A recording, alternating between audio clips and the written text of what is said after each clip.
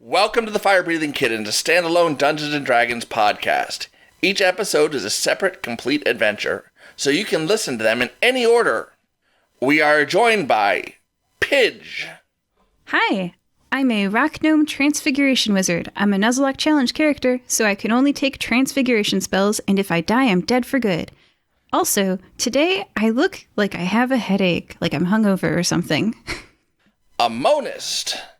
Hi, I am a wood elf fighter with twin swords strapped to my back and a very wolfish-looking dog following me around. And Adrien. Hello, I am Adrien. I am a wood elf, just like our friend Amonust.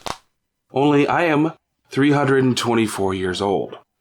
I have long white hair, a long white beard that comes down to my knees. And look at that. There are 3 young crows poking their heads out of my beard. You are all in the Fire Breathing Kittens Guild Hall. The guild is a large building with a bar, a sitting area with wooden tables and chairs, and a wall with a corkboard and jobs flyers posted. Pidge has like a serious headache. She's clutching her temple at the bar, drinking water. Adrien is sitting right next to her, feeding his crows as they chirp loudly. Amonust is staring at these crows and just wondering so many questions. Where are they? Where'd they come from? Do they poop in the beard? Listen to my last episode, and yes, they do. Oh. All right. It's okay. They poop white. My beard's white. It's gravy. I bet it looks like gravy. The beard. Suddenly, around you, the glasses and bottles of the bar begin to shake. The strength of the shaking, of the rattling, begins to get stronger and stronger as you begin to feel the vibrations under your feet. The town of Niqamui is experiencing an earthquake. Oh, good. I thought that was your husband crud farting. We're good then. Amonust slaps Adrien upside the head as he dives under the bar. Whoa. Adrian's a monk. He's going to dodge it. Do you have to roll for that? I can. What is this, Sure. Dex?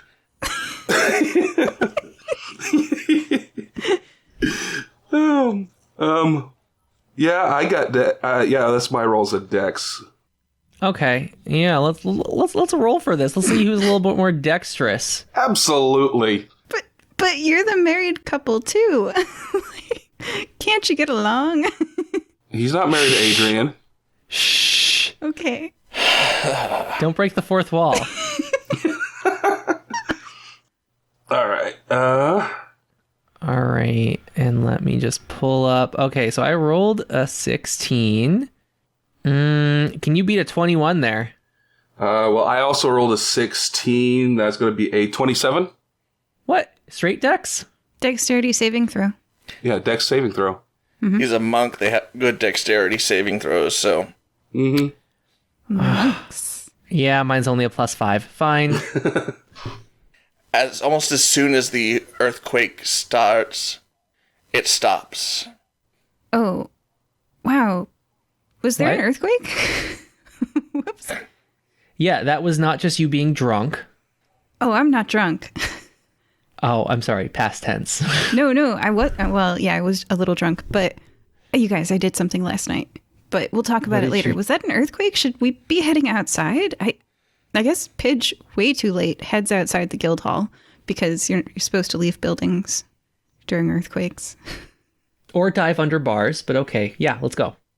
Adrian slowly gets up. I'll meet you guys out there. Oh no, the old man. He was awful fast a minute ago. It should have been his AC, shouldn't it? Okay, anyway. No? Then I would have had to have rolled an attack roll. Although my Yeah. attack roll definitely would have hit that. But I wasn't trying to do damage. Right. It wasn't an attack. It was friendly banter. Let's just do it, okay? Okay. We're being friendly. Okay, I'm worried. Okay. Careful, Adrien. You saw what happened to the last person that was friendly to Amonust. Yeah, you married him. All right. So we are standing outside the guild hall, and there was an earthquake, and... Quick question. How close to the edge of town is the guild hall? I never figured this one out. It's not close to the edge of town. Yeah, I feel like it's pretty close to, like, the docks, right? Okay, perfect. Yeah. Yeah, that's what I always imagined. That's perfect for exactly what we needed. The town of Niqamui has gained a new feature.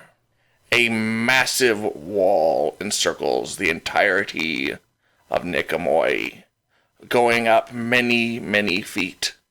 What's it made of? Stone. It's made of stone. Does it extend into the water around the town? Yes, it does. Ooh. Cool. How rough is the surface? Of the wall? Not very. Yeah. Huh. And how many feet up does it go? 50. Oh, that's not bad. Okay. Pidge, make a intelligence check. Oh. I rolled a 3 on the dice, so 8. I'm a bit distracted. I have a headache. You think you've seen something like this before, but you're not sure. Adrien finally makes it out the door. You lived. The earthquake didn't get you.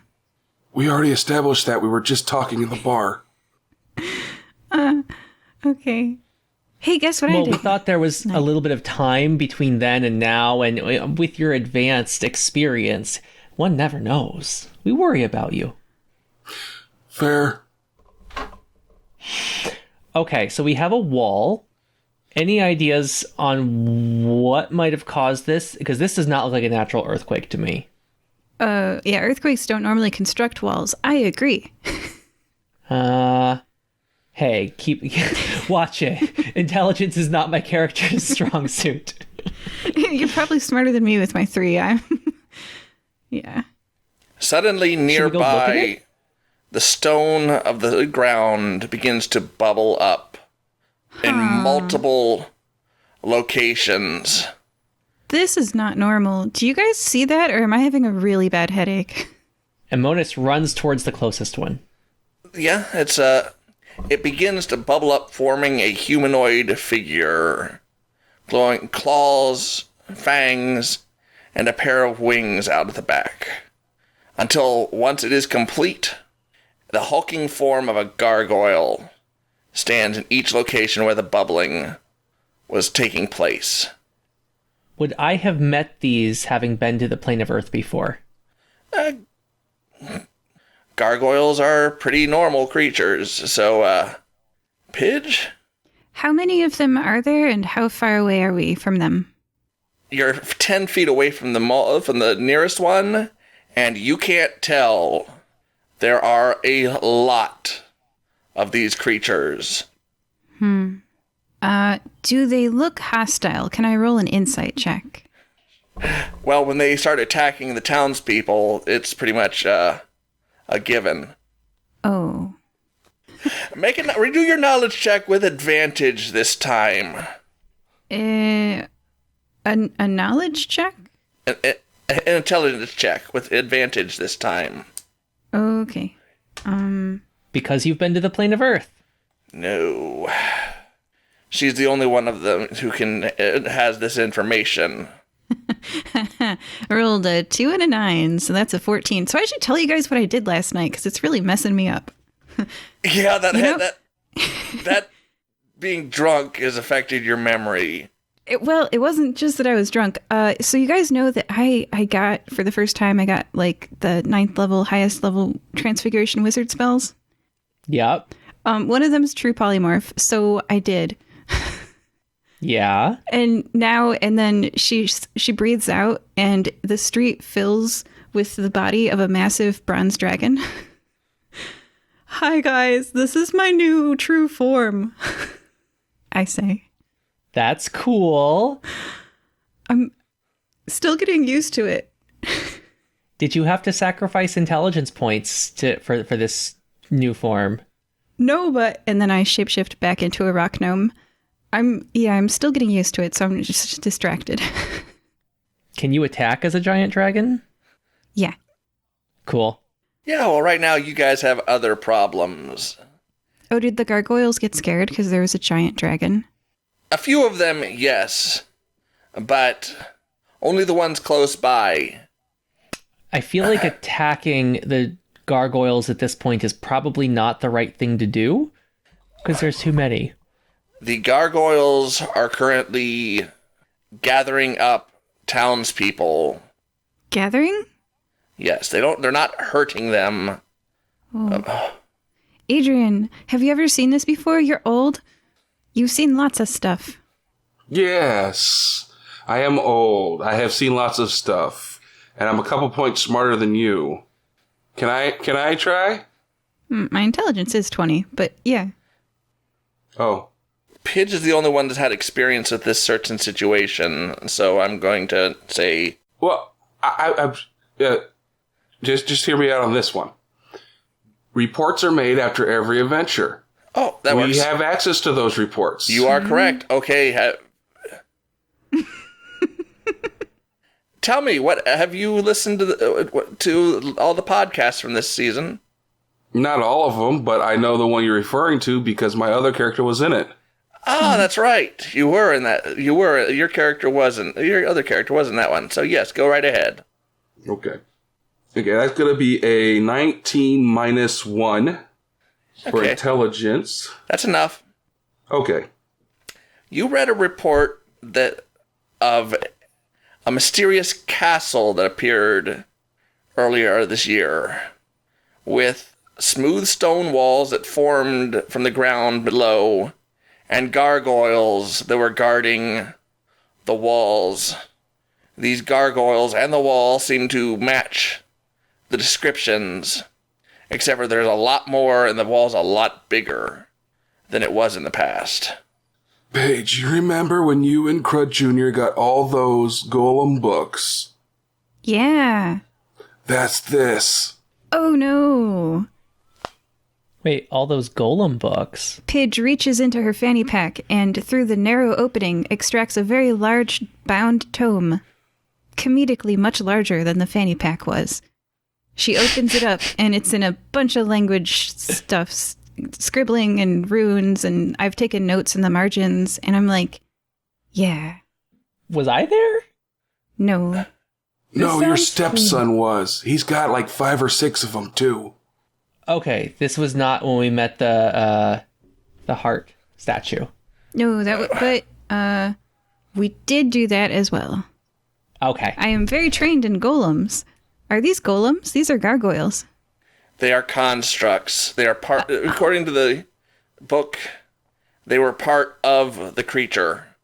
Can I do a history check? Because I've got a permanent bonus on machines and automations from my work with the Maker and being a rock gnome. And Okay, sure, I guess. I'd like to know if these are the same ones that I saw before. Oh, that's a nat one. Being a dragon is really messing me up. I don't know. Yeah, that your headache is affecting your ability to concentrate on your knowledge.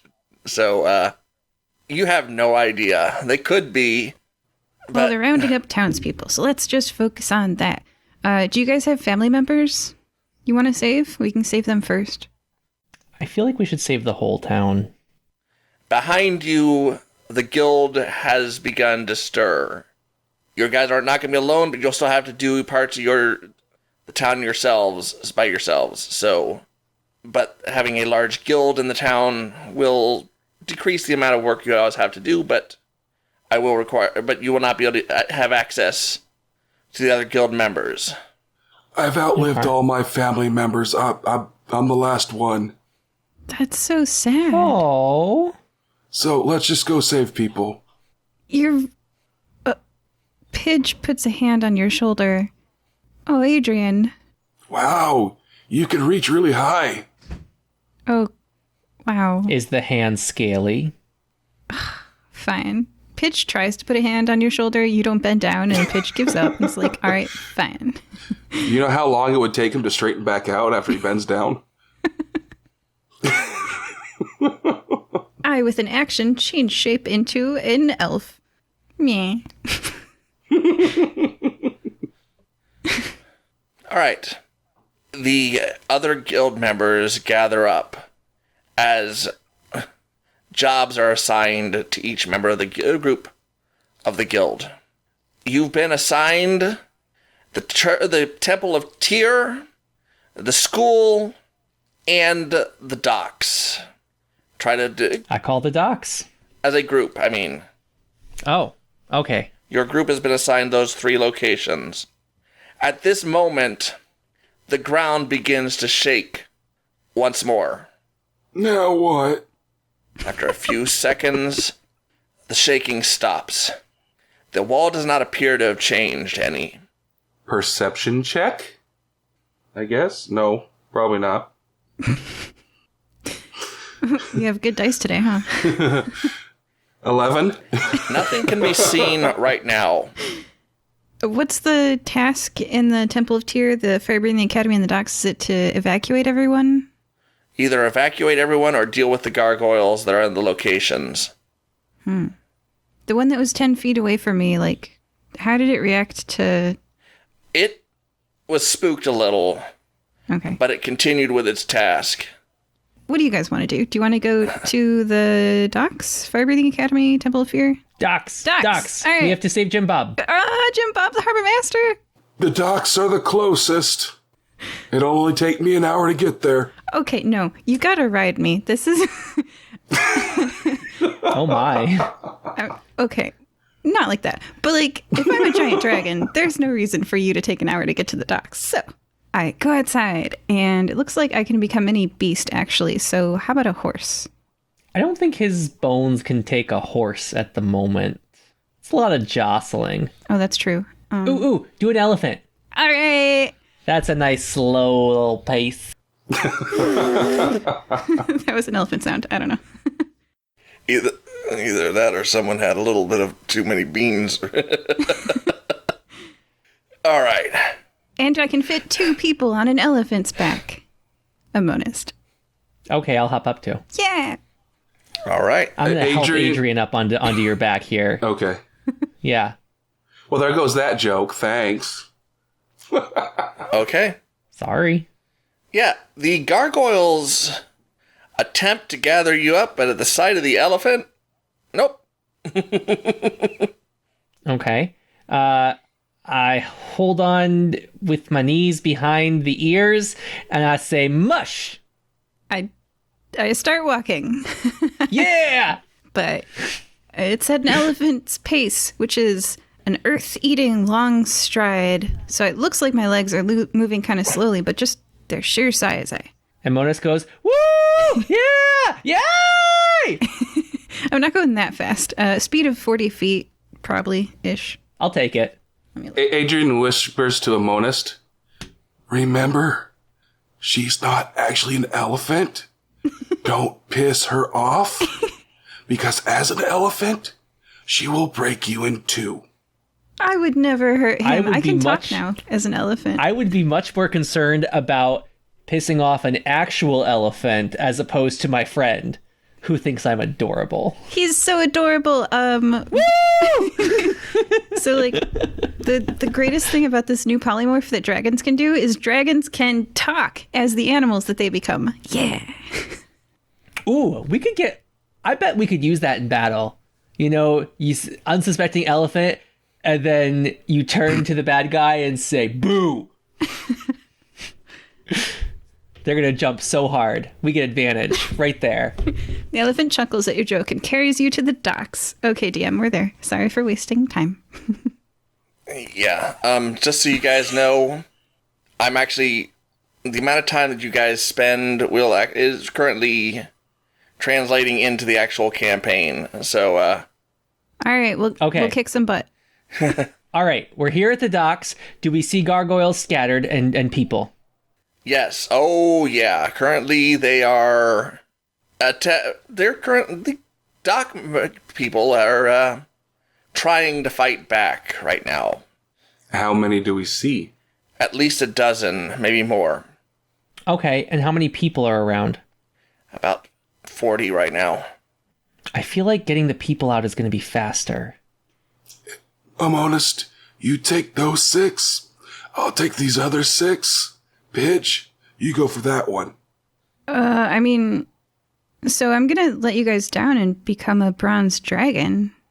I can definitely claw bite. Okay. Yeah. Yeah. Okay, so we're attacking? Can we roll initiative or something, or like? Yes, go right ahead. Oh, okay. Roll initiative. 18. 11. 10. Okay, 13 for the gargoyles. Perfect. So it's Adrien, Gargoyles, Pidge, Amonust. Okay. Adrien, go ahead. So how far away are they? Currently, they're about 30 feet from you. Oh, that's it? Yeah. Oh, that's that. I expected them to be a bit further than that. Okay. Well then, Adrien is going to mosey on over to them since they're only 30 feet. And he's going to attack them 4 times. No. I got an idea. I don't know how well this is going to work. But he's actually going to attack them twice. And then he's going to use Kai points to set them on fire. Is that a magical effect or non-magical effect? Everything I do counts as magical. Okay. So, is monk ability? Yeah. Okay. That works. All right, so the first one is going to be to hit using my magic fists. Where is it? 17 plus 13 is 29. That's a hit. And 10 plus 13, 23. That's a hit. Alrighty. And that's going to be 29 damages with his fists. Okay. And then he's going to use his key points to cast Moth's Demise. All right. They need to make a dexterity saving throw. All right. Let's see. What is their dexterity? The thing is, I don't know what the cost would be for me, because he's normally not a magic caster. Or so, I don't know what the DC is. So it's a spell, because you're actually casting a spell. Yeah, for some strange reason, when you try to do that, it fizzles out before it activates. Why? You're going to have to figure that one out for yourselves. Huh. Adrien, what did you try to do exactly? You tried to... Set him on fire. Oh, so they don't catch fire, huh? Are they immune to magic? Oh, I can test that. I'll work with that. Oh, it ain't my turn anymore. Sorry. Pidge is gonna, position herself in front of her squishy friends. Okay, so the one that you attacked, turns and starts swinging. 1 hit against Adrien. So let's see. It does 12 points of damage, claw damage. Wow, that's not a whole lot. It rolled low. And it missed the other attack. So the others turn as a group. I would like to draw their aggro. Okay. I'll wave my arms. I'll be like, look at my tiny arms and my giant wings. Rawr. Make a persuasion check. Woo. Oh, it's okay, Pidge. These guys don't hit very hard. 24. Yeah. They turn towards Pidge, and they begin moving towards her. Yes. Come, my lovelies. What is your current AC? 19. Okay. I have scales. So, my question is, are they disengaging with me? Yes. Oh, no. Okay, I would like... Yeah, I guess the other ones do. So I get an opportunity to attack against the guy. Well, yes. Well, no, the one attacked you did not, since it used up its action. So... Oh, okay. The others? Yes, come at me. Okay. Let's see what we get. I'm going to roll all the attacks. How many are there? Because this is a lot of gargoyles, so... Well, he said there was at least a dozen, and I have 1, so that leaves you with 11. 11. Hit, miss. Hit, miss. Hit, crit, miss, hit, hit. So 1, 2, 3, 4, 5, 6, and one of those 6 is a crit. So that's gonna sting a bit. Sounds like it's only gonna be 12 points of damage each anyway, so she can take it. She's a dragon. As I said, they rolled low the first time. So, all right. So the five normal ones that hit do a grand total of 40 points of damage. I went down from 212 to 172. And the one that crit does a grand total of 13 points of damage. Wow. Down to 159. So Keep in mind, I'm still a bit less squishy than you with my Cloak of Displacement. well, my HP went up from 93 to 212 last night, so I know, you're just enjoying it. I'm just enjoying this. I doubled mine too because of my magical item. So Yeah. So the most important part of that is they were all within 5 feet of me in order to attack me. Those 11 were, right? Mm-hmm. Which means that if I take like a step back, I can do my lightning breath. I exhale lightning in a 90-foot line that is 5 feet wide. So therefore, because they were within 5 feet of You'll be able me, to hit some of them. I'll be able to hit all of them because they were within 5 feet of me. Because they all did melee attacks on me. That's my logic. It's not a perfect straight line. That only works if they're in a straight line. There's a few of them that were in a straight. if all 11 of them can hit her, then it's only fair that she can hit all 11. They would have to gather around her physically, and they can't all line on one side of her dragon form. Can I fly up in the air and breathe down into the ground? Because the spot that I was on, Yeah, is it line or cone? it's line. You So can't if I just go up, I'm going to go up in the air. You won't be able to hit all of them. Currently, you can hit 5 of them in one perfect line. So, Okay, make a dexterity saving throw, 5 of you. And I'm up in the air breathing down onto the spot where I was. It's a DC 19 dexterity saving throw. okay. Well, you tried. We both tried for you. 2 of them succeed. You only take 33 lightning damage. The ones that fail take 66 lightning damage. Oh, you roast 3 of them completely, and they melt into the ground when they are destroyed. Okay. Adrien looks over his shoulder. Show off! I can turn you into a bronze dragon as well. And just No, I don't need a headache. No, I'm good. I'm cool. Thank you. Suddenly- No. Everyone make a dexterity save as the ground once again begins to rumble. I'm not on the ground, and they should get some opportunity attacks on me because I rose up into the air if they would Okay. like. But I was just going for 5 feet up, but All right, I'll do those dexterity saves. But for those who are still on the ground, 16. 23. 3 hits against Pidge. 23 total points of damage against Pidge. okay. 136 hit points. Okay, so... Sorry, Pidge. As the ground begins to shake once more, as I said, those on the ground make dexterity saves. 16. 23. All right, Amonust, you get knocked to the ground as the ground... Now you can begin to make a perception check. Okay. Actually, I think just Pidge, because of her current location. Of course, that's when I got the nat 20. Sorry. Oh, wow. 15. You notice the ground in the distance is beginning to bulge as the buildings are tilting, as if something is coming up from underneath. Something big. I tell you guys, look. Point. From their current vantage point, they can't really see it. You can see it because you're currently up in the air. Okay, well then, I can't do anything since it's not my turn, so Amonust, it's your turn after me. Okay. I'm on the ground now, right? Yeah. Yes, you are prone. And how much action does it take to get up? Just half an action. Okay, like a bonus? No, it's half your movement. Half your movement. Oh, half my movement. Okay, Yeah. I'm not planning on moving a whole lot because these things are all around me, right? Yes. I'm gonna start skating through the crowd, swords flying.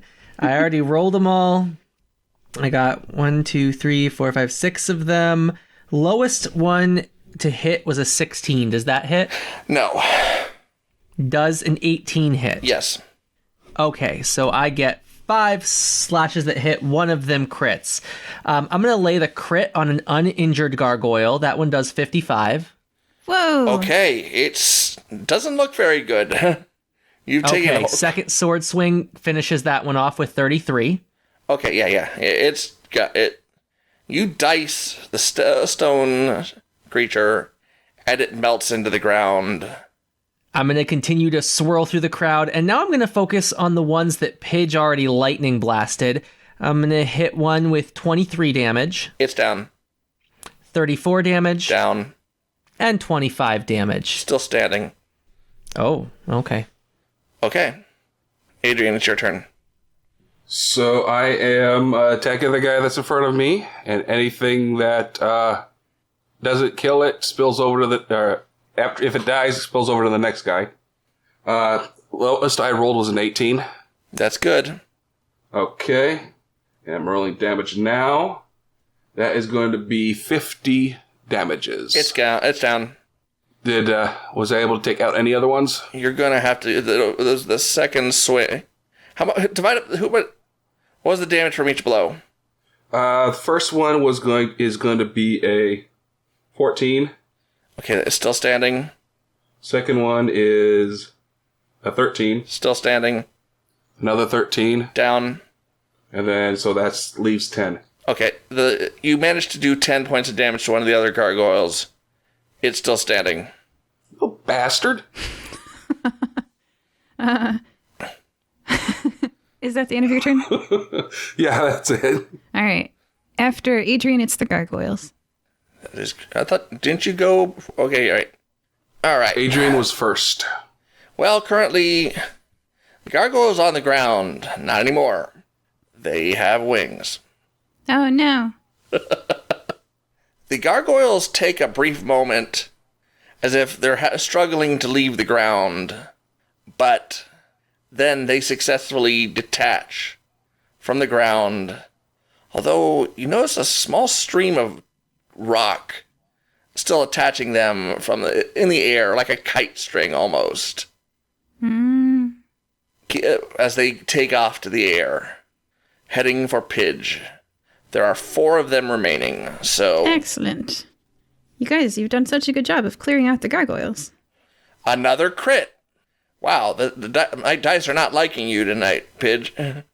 It's a good thing you're so beefy now. Yeah, it doesn't matter.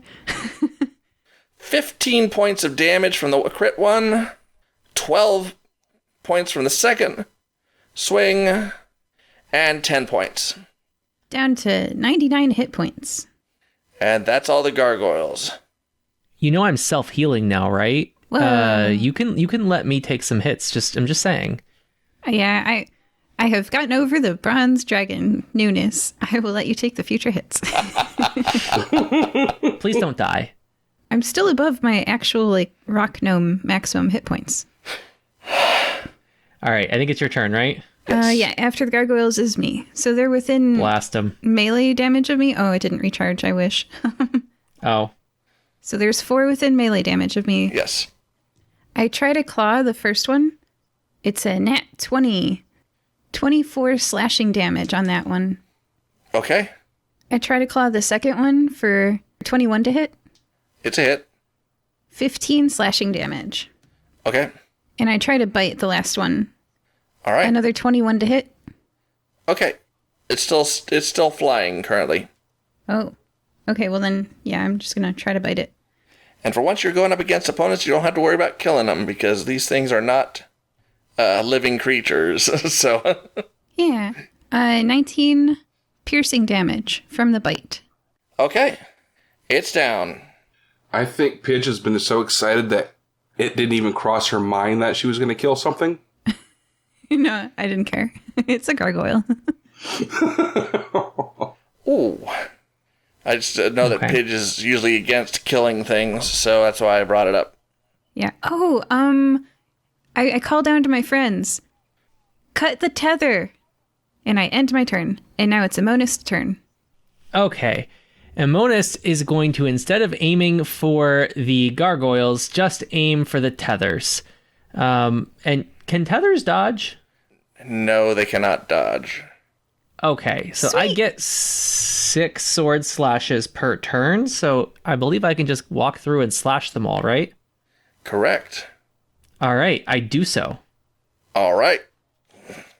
Roll What damage for each slash. Oh, okay. First slash, 32. Thing. The gargoyle above you drops to the ground.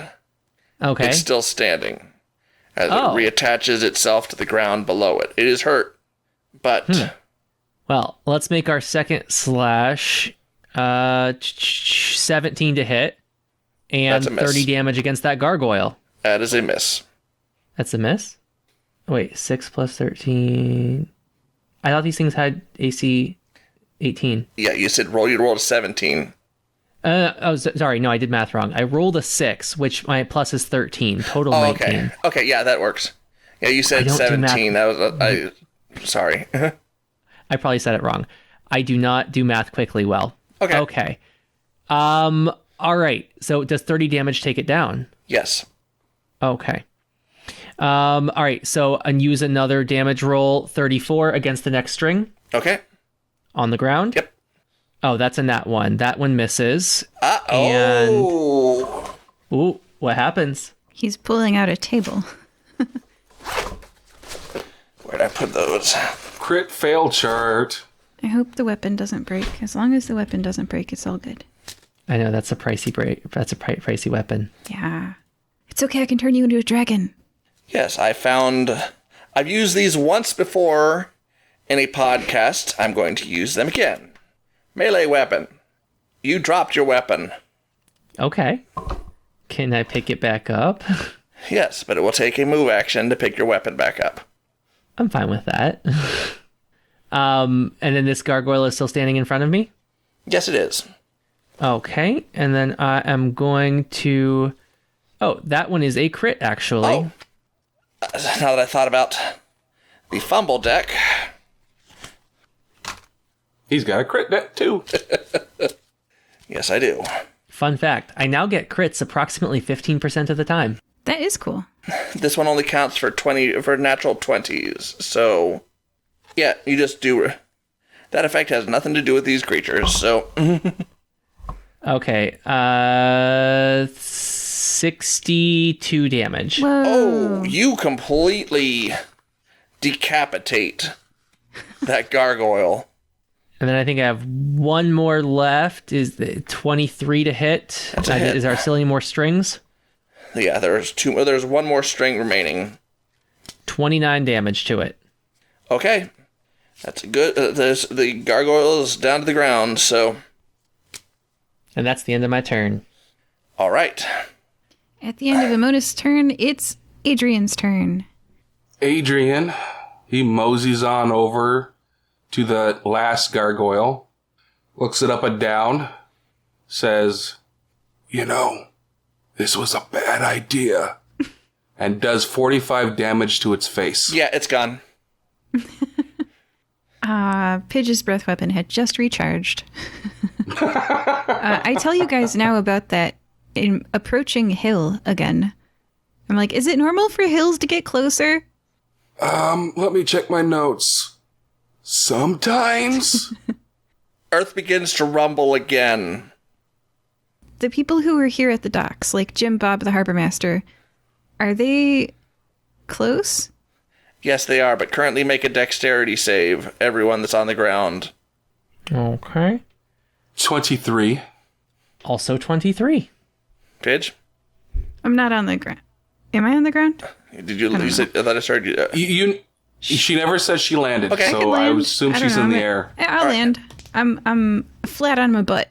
I landed and I'm like a newborn on fresh legs, and I'm like, whoops, what's a dragon foot supposed to do? I I'm currently dragon feet up in the air, laying on my dragon wings. You're like a little dog asking for a belly rub currently. Adrien reaches over and starts rubbing the belly. I'm like a turtle. I'm trying to get back up, kicking my legs. There's a lot of body parts I'm not used to. Got 2 wings now, got a big tail. You'll figure it out.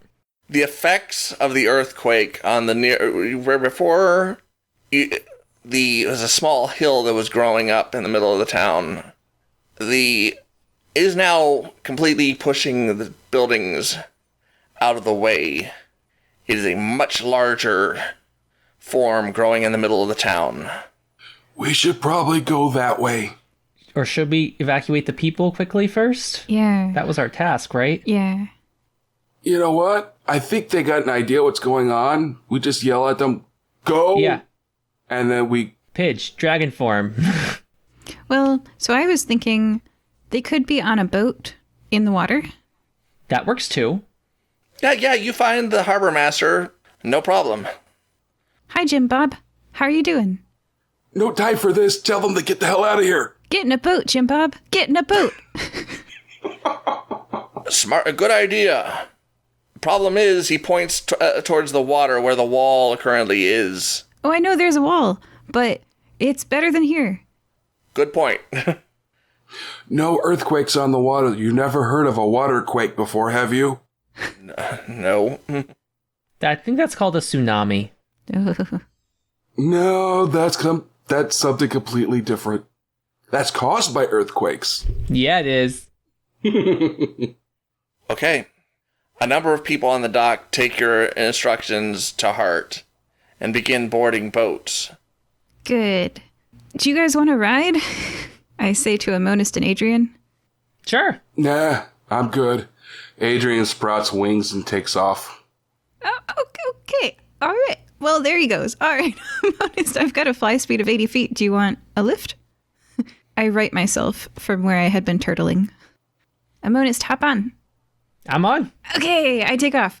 I flap my bronze dragon wings and like a newborn chick flying for the first time. This is the first time I've ever stretched my dragon wings. And I take off after Adrien towards the pimple in the city. That's a pretty good way of putting it. Just don't pop it. I'm gonna pop it. No, that's gonna be bad. Yes, that's about the best way you can describe this. A large pimple in the middle of town. The earth is being pushed up. All the buildings around it are in ruins. As the buildings are literally shoved out of the way of this large hill. You know, this area needed to be redesigned anyway. It's okay. That sounds like gentrification. All right, so the ground is bulging up. Do we see anything forming inside this pimple in the ground? Because this sounds like the queen. We have to kill the queen, right? Are the gargoyles actually hurting people? Oddly enough, they're moving them away from the town. Oh, so the gargoyles are like evacuating the people towards the wall? Yes. But not gently. It's like they're throwing them out of the town. Okay, well, it sounds like it's a forced evacuation. Mm-hmm. So I don't think we need to worry about the people. Are they going to flood Niqamui? With pimple juice? Maybe. Yeah. Oh, no. You're the one that came up with the pimple analogy, so... Regret. There are worse things it could be flooded with. No, there's really not. This is pretty bad. Oh, yes, there are. This is one of the worst. Okay, so Pidge is back as a rock gnome, standing next to Amonust and Adrien, staring at the mound. I'm going to call it a mound now. I'd rather think of chocolate. Oh, Okay. Adrien is going to land on the top of it. Oh, dang. I'm just waiting for it to explode. I know it's going to happen. It is solid rock beneath your feet. Hey, Paige. It doesn't feel like this pimple's gonna pop. I walk on it? A question mark? It is solid rock. I'm stepping down off of the solid rock mound. I think it's going to explode. Okay, I join Amonust on the side and I watch. Adrien, do you die? Adrien is going to start digging into it with a short sword. Adrian's gonna die. It's pretty solid rock. Nothing chips out. I don't hear any screams. Nope. Okay. No wells of blood. Nope. Is it still growing? Not yet. Oh, he said yet. Maybe we need like an explosive. I lightning breath it. You Make leave a a dex- scorch mark in the dirt. Ooh, drop a building on it. I don't think I can do that. Okay, something's coming out. Are there any openings in the ground nearby? Nope. Okay. So somehow we probably need to get inside this thing. Oh! Pidge! Hi. Move Earth. Tunnel a hole through that thing. You can at least see if it's hollow, even if it's just a little hole. Mold Earth, transmutation cantrip. You choose a portion of dirt or stone that you can see within range. This is stone. Ooh. Yes. And that fits within a 5-foot cube. I can manipulate it by instantly excavating it, moving it along the ground, and depositing up to 5 feet away. Okay. So, yeah. Dig, dig, dig, dig, dig, dig. Okay. So for 1 round at a time, I do 5 feet at a time, and I can make a tunnel. That's a cantrip. It's mold earth. After a few rounds, you manage to dig a hole, but after a bit, it stops working. This is no longer stone, you guys. Oh, it looks like stone, all right. I don't know why it's not working, you guys. When you cast the spell on it, the stone beneath your feet ripples, but that's it. Oh, Yeah, it's alive. that's weird, you guys. Fire breath or lightning breath, that part. Okay. It took 7 rounds to recharge, by the way. Make a dexterity saving throw, rippling earth, stone thing. You leave a scorch mark in the stone. I mean, it's 66 damage in a 5-foot line for 90 feet. So okay. All right. I'm going to see if that recharges now. Excuse me while I roll dice for an hour. It recharged after 4 turns. Okay.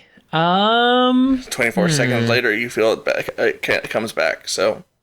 Oh, it's no longer Okay. scorched, or I got mine. No, your breath weapon. It's only 6 seconds per round, so... Yeah. So we found a rippling section of earth. Adrien reaches out with his finger and touches the rippling section. Feels like earth. A rock. Does it jiggle? My finger didn't go through it, guys. No, it does not jiggle. She ain't thick. All right. I'm literally timing. I'm going by the actual time on the clock for when things happen with this. So I'm sorry that it's taking a while, but I have literally set a clock. Got it. Can we just say that Pidge has continued to excavate instead of going down, widening the tunnel around until we can fully uncover this thing that we can't tunnel through? You don't have. Yes, it's going to take a while. It would take a while, yes. I mean, I've got claws. I can just claw at it. You want me to just, like, claw at it? Sure. Okay. I've got claw bite. I do, on average, it's plus 12 to hit. So a lot of to hits. And 2d10 plus 7 biting damage and 2d6 plus 7 slashing damage times 2. You're not going to miss this, so... So I'm averaging 13 times 2 is 26 slashing damage, and 5 plus 7 is 12 biting damage, so it's 26 plus 12 is 38 frenzied dragon damage per second.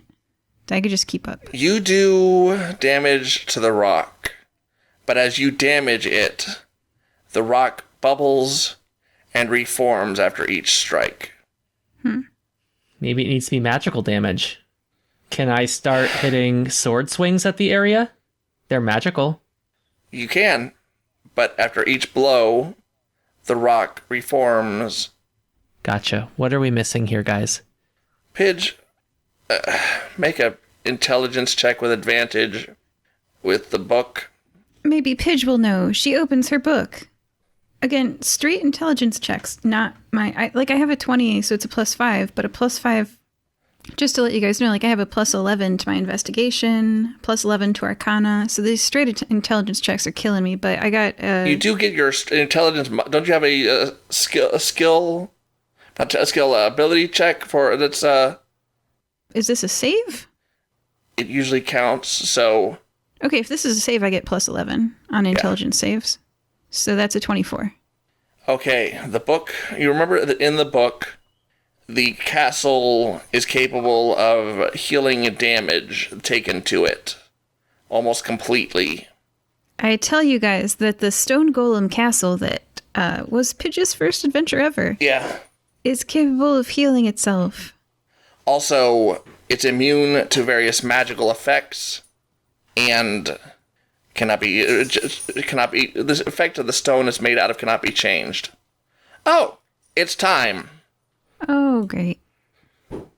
Is the castle upside down? No. The large pimple, as you guys put it, erupts. Woo! As a massive castle erupts out of the ground at your feet. More like the it's not actually the castle, it is the I have a sudden brain fart for it's the keep of the castle erupts at your feet. Well, that's not pimple juice. Yay. Niqamui has been turned into the body of the castle. Oh no. All of Niqamui? All of Niqamui.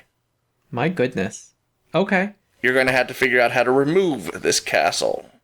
But that will be saved for after our break. For now, we're going to take a short break. And we'll be back in a little while. But for now, we'll sign out with Pidge. Bye, guys. Rawr. Amonust. Breach the walls! And Adrien. We are now taking donations on the Rebuild Niqamui donation channel. So please, if you have it in your heart, please help this wonderful city rebuild. Bye-bye. Bye. We hope that you're enjoying this episode of the Fire Breathing Kittens podcast. Please leave us a review on iTunes.com. You can subscribe to receive new episodes through your podcast player or by visiting firebreathingkittenspodcast.com or finding us on YouTube. Can you think of someone who might enjoy this podcast? Please share it with them. We don't pay to advertise this show, so the only way we can grow is through the support of listeners like you. Thank you. Welcome back to the Fire Breathing Kittens. We'll let fate decide who's going to give a recap of part 1. Welcome back, Pidge. Hi. Amonust. Hi. And Adrien. Our phone lines are still open for the relief fund. Okay, so everybody roll a d20, please. 9. 7. 5. What was the highest roll again? Me. 9. Amonust, give a recap, please. Okay, so we have been getting earthquakes, which are suspiciously exactly every 15 minutes on the dot. And as the first one happened, we went outside and we noticed that there was a giant stone wall erected all the way around Niqamui, including through the bay. We found that there were gargoyles attacking people and sort of herding them out of town very forcefully against their will. Consent's important, guys. And then we found out that our friend Pidge is now a dragon. Woo! She's really enjoying that. She almost died, but she's enjoying it. And then we went over to the harbor. We saved Jim Bob and a couple other people. We just mowed down a bunch of these gargoyles, but they just keep coming. There's so many of them. So we decided to really hunt down the source. And we went over to the center of town where there was a giant pimple. And this stone pimple then exploded forth with the keep of a castle. And the rest of Niqamui, the ground has sort of shifted to make it so that the entire city is this castle. And now we're looking up at the tallest point of this castle, jutting up into the sky, and wondering how to enter it. That's it. I assume eventually a door will appear, so we just gotta wait. Yep. A line appears in the side of the castle, and 2 doors form out of the line. There it is. Age before beauty. Well, what happens when you're both very old and very beautiful? You're right, I'm pretty old too. Amonust walks forward and pushes on the door. Somebody's full of themselves. I follow. The doors swing wide open. As a rock gnome, based upon the size of these doors. Hey, no spotlight puzzle this time. We just go right in. Yep. Amonust strides gaily forward. You enter a room that was very familiar to those who read the report. In the middle of the room is a large stone table. But this time, the table is different. Is this the one that we slid down last time? Or like we went into An elevator. Yeah, an elevator last time. Hey, I totally forgot how we did that. Previously, it was a large compass. This time, there are 12 holes along the edge encircling the entire table. In the middle of the table is a single crystal. What happens if I poke it? It rattles around a little. Adrien picks up the crystal and throws it into the 12 o'clock position. And so what exactly? Throwing it? Or sliding it into the 12 o'clock position. Nothing happens. It will not fit. The 1 o'clock position. He Click. goes around until he finds one that fits. Click. Which one did it fit in? It's in the 1 o'clock position. Okay. Is there anything else in this room? Nope. Doorways out of this room? There's perhaps? 3 doors leading further out. So we have to find 12 crystals? Oh, Probably. that's going to take a while.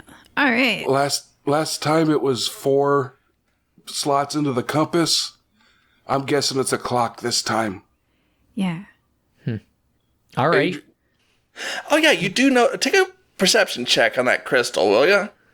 Nat 1. I mean, my passive perception is 16, so... Nat 1. Same. 16. Okay. You notice a 1 carved into the crystal. Oh. I mean, if we could take our passive instead, that mine's a 19. Okay, sure, why not? There is a 1 carved into the crystal. Okay. Okay, let's explore this castle and find the other crystals, guys. All right. 3 doors. Which one do we go through first? Number Left. 1. Always left. Also, that's number 1. Yep. Okay. Okay. Pidge goes first. The door Really? Are will you not feeling- open.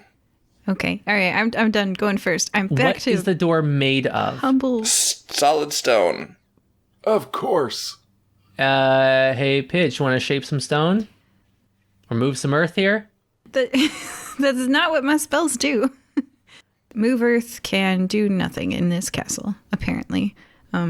So Oh, yeah, we tried that before. yeah, Okay. I can investigate the doors. Can I investigate the doors to see if there's any more clues? Is that okay? They're just plain doors. There is nothing about the doors that you can see special. Do they have doorknobs or keyholes? Nope. Okay, so they're push doors. Yes. But this one will not budge. Adrien tries number 2. Okay, give me you got north, east, and west. So I think we did west before, so north. won't budge. West. East. Okay. Yeah, east. Okay, then. The door swings wide open. Ahead of you is a hallway with another door. Oh, yeah, guys. One thing from the report, those doors never work. There's something in the middle of the hallway that's going to get at us. Yeah, I was just going to say, is it okay if I eat these good berries? Go right ahead. I'm just going to eat a bunch of good berries. Here, let's see how many I can make. While she does that, Adrien walks into the middle of the room. 20. Or into the middle of the hallway. Uh-oh. Okay, nothing happens. Can I investigate the walls of this They're place and the smooth floor? and featureless.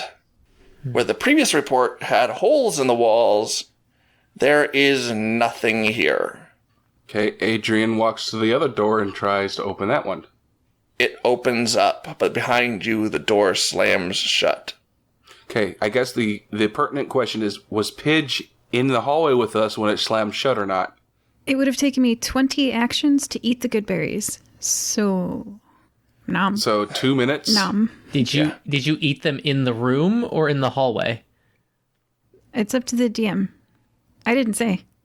I guess you're in the you're not in the hallway currently. Am I? So we are locked into the hallway, and Pidge is locked into the first room. Yep. I think so. Oh, great. Okay. All right. Sorry. I keep eating. I'm sorry. Nom, nom, nom. But once the second door was open, the first one shuts. So I wait. Have fun. Can we try the door? Oh wait. Close that door that we just opened. Okay. Close that one, and then try the door behind us to where Pidge is. You try that one. That's Okay, a long way to walk. I try it. you don't enter the previous room you were in. You find yourself in another hallway with another door at the end. Oh. Never mind. Let's keep going forward. Yeah, we'll Maybe go Pidge will back. catch up. We go back to the original door and open that one back up again. You come to a hallway with another door at the end. Oh, they're both hallways. Okay. We walk to the next door and open that one. Slam. Now what do we see? A doorway with another hallway with another door at the end. Adrien walks backwards to the next, the third door and opens it. I remember that adventure. A hallway with an open door at the end. Aha! It's different. We go through that door. A open door with a hallway with an open door at the end. What if we walk sideways? We walk sideways. Nothing happened. You walk into a wall. No. Like down the hallway, but facing sideways. Okay. You walk through the hallway facing sideways. Through the door. What's the hall look like now? A hallway with a door at the end. Open or closed? Open. Open. Okay. Adrien flaps his wings and flies through the next one. I'm gonna until something changes. I'm not gonna repeat myself. That what was a if change. we do it with our eyes closed? You do it with your eyes closed. Pidge tries to open the door. Nothing happens. All right. Have fun, guys. Sorry, Pidge. Can I investigate the ceiling of this hallway? It's a smooth ceiling. No ventilation ducts, Nope. nothing. What about the floor? Nope. Nothing special. Okay, I'm going to march up to the door, open it, close it, and then open it again. Okay, nothing happens. Nothing happens. Okay. Did the door behind me slam when I opened it, Nope. or when I opened it the first time? It was already Interesting. open anyway. So both doors are now open all the time. Mm-hmm. Okay. Adrien says, Amonust, stand here at this door. Okay. Adrien walks to the next door and reaches through to see if he can grab Amonust from the Nope. other side. Oh. It didn't work. What if, okay, so we start off in the same hallway. You and I both take a door. hold on to the inside door so that we still have a hand inside, and then both of us walk through the door to the opposite. So we're spanning 3 hallways. Can we see any difference? Currently, no. But you guys are in different hallways, but they're identical right now. Gotcha. All right, I go meet back up with Adrien. All right, let's try this. Adrien goes to the other side of the door and closes it, then opens it back up. Is he still there? Yes. Okay. You were trying to be all alone? No, I'm trying to just do something.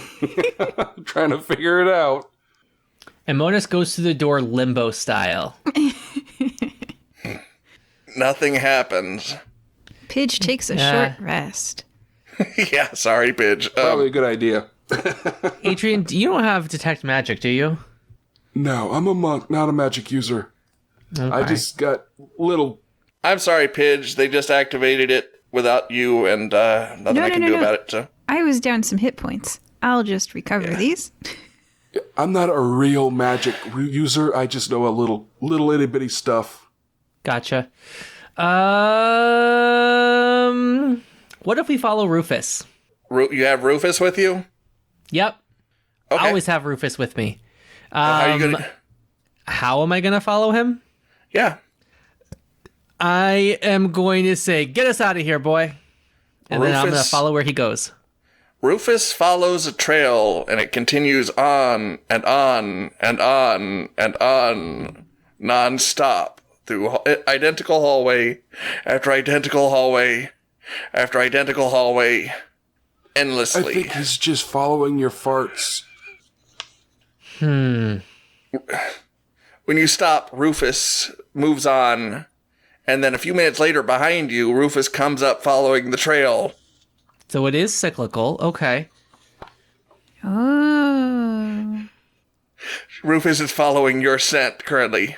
About how long did it take for him to come back up around? He's following his farts. No more than a minute or so. Okay. And about how long does it take him to traverse one of these hallways? Not long. Like how many seconds? Maybe 10 seconds. Okay. So there are 6 of these hallways linked together in a loop. Amonust takes his sword and scratches the numeral 1 into the wall in the room that he's in. Okay. And then he continues marching forward, scratching 2, 3, 4 as time goes on. Okay, after 6 rooms, indeed. Come back Problem to 1. is, you watch as the X melts away, and the number 1 melts away in the ground. Gotcha. Okay. Oh yeah, castle self-heals. Is there any curve to these? Nope. Okay, they look straight. They look perfectly straight. It's too bad our rock-talking friend isn't here. He could just talk to the castle. That would be nice. I feel like we have to bust out of this somehow, like break through the wall. Do you have anything that could help us with that, Adrien? I'm looking. Let me see what I have. I mean, I have the Omega Chain of Travel. We could just magic ourselves out of here. But we still gotta figure out how to get through it so we can get to the next stone. Oh, wait! I have magic paint! I was thinking that too, like you could mark on the wall, but... I could paint a hole through the wall leading out of here. Acme style. I grab my paint and paint a very realistic looking tunnel going through the wall. Pidge notices a tunnel appearing in the wall in the clock room. Whoa! I crawl through the hole. Oh, Amonust, welcome back. Adrien, you coming? Okay. Adrien will crawl through too. Okay. I will subtract some of my paint. After a little bit, Rufus follows you through, and the image seems to melt away after a short period of time. Can I paint a hole through these 2 doors? Which doors are you talking about? The other 2 doors that were previously locked in the clock room. Holes appear in the walls in the clock room. You mean like if I paint them on the doors, the holes just lead back into the clock room? Yes. Is one yellow and one blue? It's kind of orangey. Depends on what kind of paint he uses, I guess. So a reference to the game Portal. I was just using black. They're shadowy. Okay, what if we try to paint a hole through the wall, not necessarily a door? Another hole appears in the clock room. Okay, it just turns back on itself. Okay. DM has spoken. All right, well, at least we're all together again. Hi, welcome back. You notice that I look a lot more sturdy. Yeah, you do. 158 points. Okay, so what was in there? I'm not sure I understand it. Adrien, what was in there? Hell if I know. Really? Is Runt there too? It was a hallway and another hallway and another hallway and more hallways. And then his dog was following his fart smell. And then he made a hole and we crawled through it and we're here. That sounds like you've been through a rough time. I took a nap. So what did you guys learn about it? Jack shit. We learned that there were 6 of the identical hallways that somehow connect even though they're not curved. The walls, ceiling, and floor are completely featureless, and walking in different ways or different levels didn't seem to make any difference in the reset as opposed to making it through the hallways. Pidge strokes her chin. Did you try flying? Yeah. Well, do the other 2 doors that aren't that door open? Nope. Okay, well then we gotta do it. This time I go in with you, though. Okay. I'm glad you found a way out. Now we won't feel trapped. Mm-hmm. Okay. Oh, here's an idea. What if the other 2 of us just go into the next hallway down from this one, and you turn into a giant dragon in this hallway and squish the walls out? I could try that. Let's try that. Okay. What if they don't give, you'll squish your bones. I think she'll stop expanding if that happens. Yeah, typically. I'm glad the DM said yes. Okay, so let's try that. And we all enter together. So we see a hallway with stone walls, stone floors, and a closed door at the end.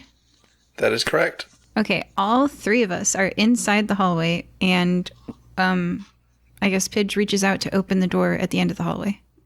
The door behind you closes. And the door in my hand opens. That is correct. And now we've got a stone hallway in front of us with a closed door at the end. That is correct. Okay, so did you guys notice at what point the doors stopped being open and closed and stuff? Because it sounded like it was the 3rd door that you encountered was closed, and then the 4th door you encountered was open? Something like that, but I'm not sure why. Well, that's our only clue. So let's think about it. Well, I moonwalked. What? I moonwalked We walked through backwards. Is that when they started being open? Yep. So let's see this time if we don't moonwalk, if that 4th door is still open. Let's see if it's environmental. This time the 4th door is open. So it is open. So it wasn't about the moonwalking. It was about the door. Okay. I think we gotta do like a left, right, left, up, down, A, B, start type deal. Yeah, maybe once you would go through the 4th door, you're just screwed because you're locked in a loop. Maybe like on the 3rd room, you're supposed to turn around and go back the way you came. Have we tried closing the doors and leaving them open? Like, we can see straight, right? Okay, do you close the door? We leave the 3 that were closed open first. What does it look like? Do we see ourselves? Is it an infinite mirror? You can't currently see yourselves. Okay. So when we look straight ahead with all the doors open, what do we see? Yes. You see the back of your your back from a distance. Whoa, I can do my own hair. This is so cool. Okay. You could do your own hair before. Yeah, but no, you don't understand. If you're a girl, this is actually a big deal. So the player was very confused there. Let me explain. To be able to see the back of your head means now you can actually give yourself your own haircuts. You can do French braids. It's a big deal. Pidge starts doing her hair. The other 3 people here are like, I don't get it. Sorry, guys. All right. So the figure in front of you starts braiding their hair. Yeah.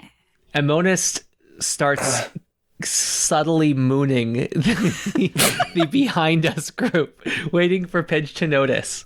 Yeah. Currently, the figure in front of you is pulling down his pants. I look to the side. Amonust. Yeah. The image perfectly mimics everything you guys are doing. So it is literally you guys in front of you.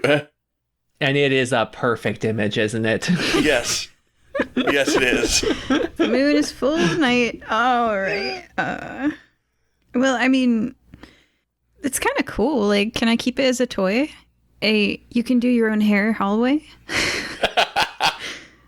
If we survive it, maybe.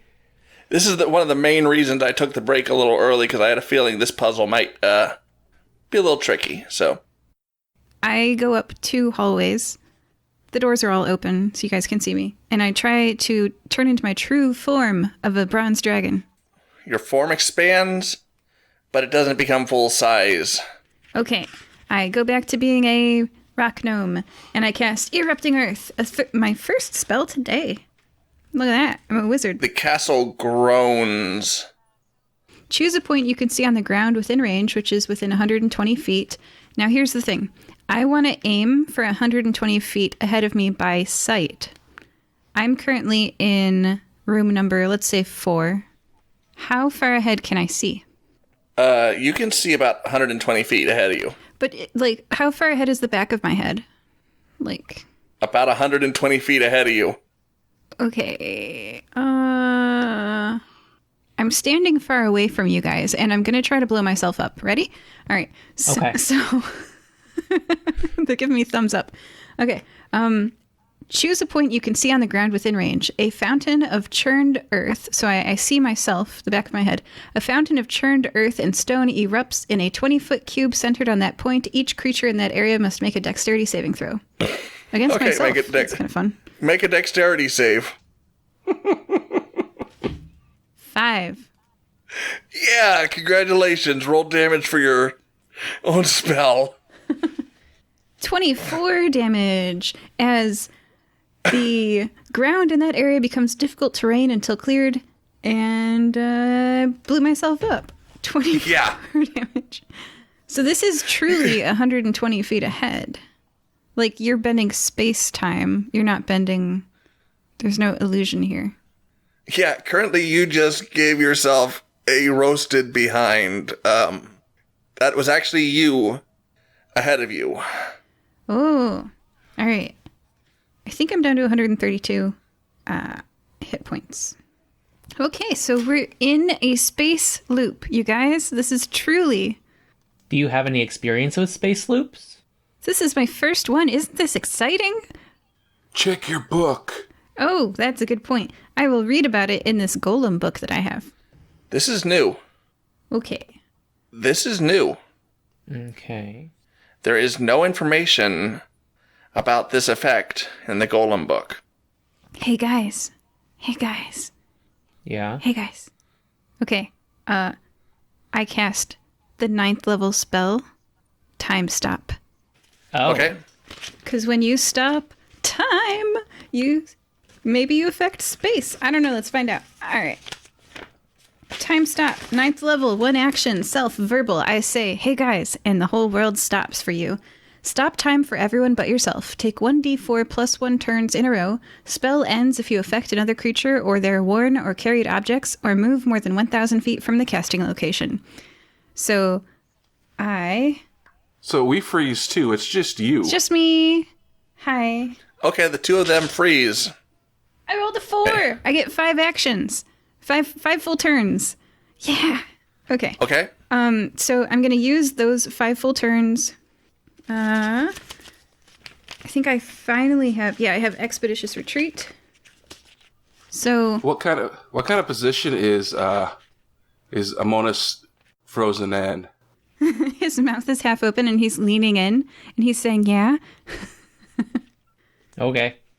And you are picking your nose, Adrien. Oh. while scratching his butt. Expeditious Retreat.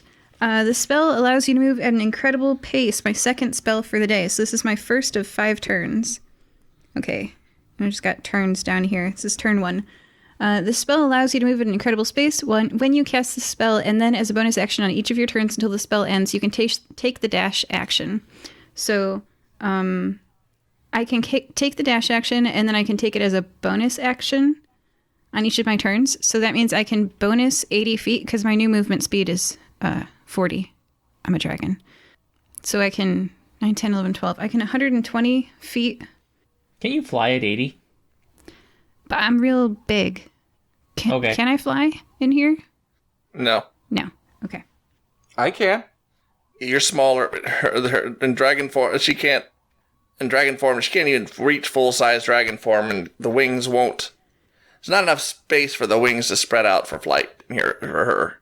So, I do have a broom of flying, but that's just my normal movement. But anyway, so the first thing I do is I spend an entire full round. So this is my second turn, because I did my first. Wait, no, this is the completion of my first turn.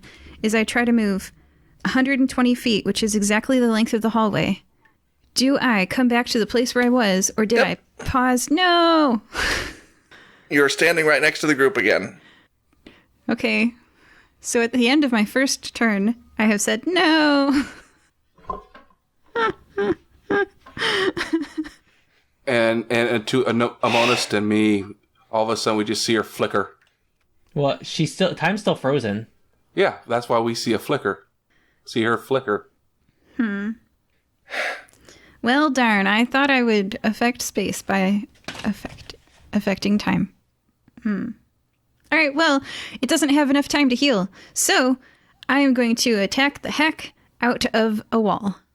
Because time is stopped. So I spend 4 turns doing maximum damage to a wall, which is going to be the spell Disintegrate. I'm going to cast Disintegrate. I can cast it 3 times. All right. I take the magnet on the necklace that I'm wearing, and I hold out a finger, and a thin gray ray erupts from my pointed finger, and I attack the wall in exactly the same place. The erupting earth space, by the way, that place. Please make a dexterity saving throw. It's a wall. Auto fail. It auto fails? Yes. Okay. The wall can't jump out of the way. That's true. Please take 64 damage the first time. A large chunk of the wall vanishes. Ooh, what's behind it? More wall. 80 damage the second time. More wall. This is me casting it at 7th level. And even more wall. 67. Casting it at 8th level. 67 damage the third time. And even more wall. So I've made a lot of holes in this wall. Yes. Okay. Can I lightning breath? 'Cause I've excavated enough to be a dragon. Yeah, Okay. you can. And in my 5th turn, I do 66 damage, and I'd like to have carved a little hole and be inside the hole as time starts to happen again. Yeah, you find a small cavern in the wall, now in the wall when Pidge's time stop. And does it try to Okay. heal around me? Because now I am a splinter. Yes. It is trying to heal around you. Trying. You The wall- might end up stuck in a wall. Yeah. Splinters usually migrate out, like, over time to the skin. So the question is, do I try to find a different exit point? Or, okay, I give up. I'm chicken, and I go back to the hallway. Pidge almost died. The question would be, how long would it take you, the wall to migrate you out? Would you even survive? Probably not. So I'm just gonna let the wall slowly push a very disgruntled rock gnome back into the hallway as it heals. Yes. Okay, so it's pretty clear we're not supposed to damage our way through the side of this. All of these puzzles should have some kind of clue on how to get through them. Otherwise, Which we have not found. Exactly. So what are we missing? Let's close all the doors. Pidge closes all the doors. I don't know. Okay, the doors are all closed currently. Okay. Adrien knocks on one. Okay. Congratulations, you've knocked on a door. Yay! Can we see underneath the doors or around? Like, is there any kind of space there? Is a gap under the door? What happens if I poke my sword through the gap? Nothing? Wow, I didn't expect this one to take this. I didn't think this one would be this hard. So far, we have not found the clue that should be hidden somewhere in here. Because all we've got so far are blank, featureless walls, ceiling, floor, doors that are all open, but keep leading us back to the same spot. And a complete invulnerability and infinite healing power. Because I did like 6 times 5. Like I did like 300 damage there, guys.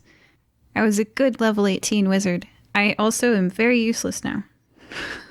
Oh, I take my Dairn's Instant Fortress and put it inside one of the doorways and expand it. It tries to expand, but fails and shrinks back down. Okay. Have we tried the ceilings and floors? Do you like to damage them? Yeah. I now have Catapult as spell mastery, so it's basically a cantrip, and I just Catapult repeatedly, so that's a d12, into the ceiling, trying to damage it to see if it heals too. It heals. And the floor. It heals. Okay, I tried. What if we destroy the actual doors? Let's do that. Kill the doors. Okay. Oh, I've got animate objects. I animate the door. Okay. Can it tell us what to do? No, They talk to the door? They can't talk. No, but I can make it leave its own hinges. Take that, door. Okay.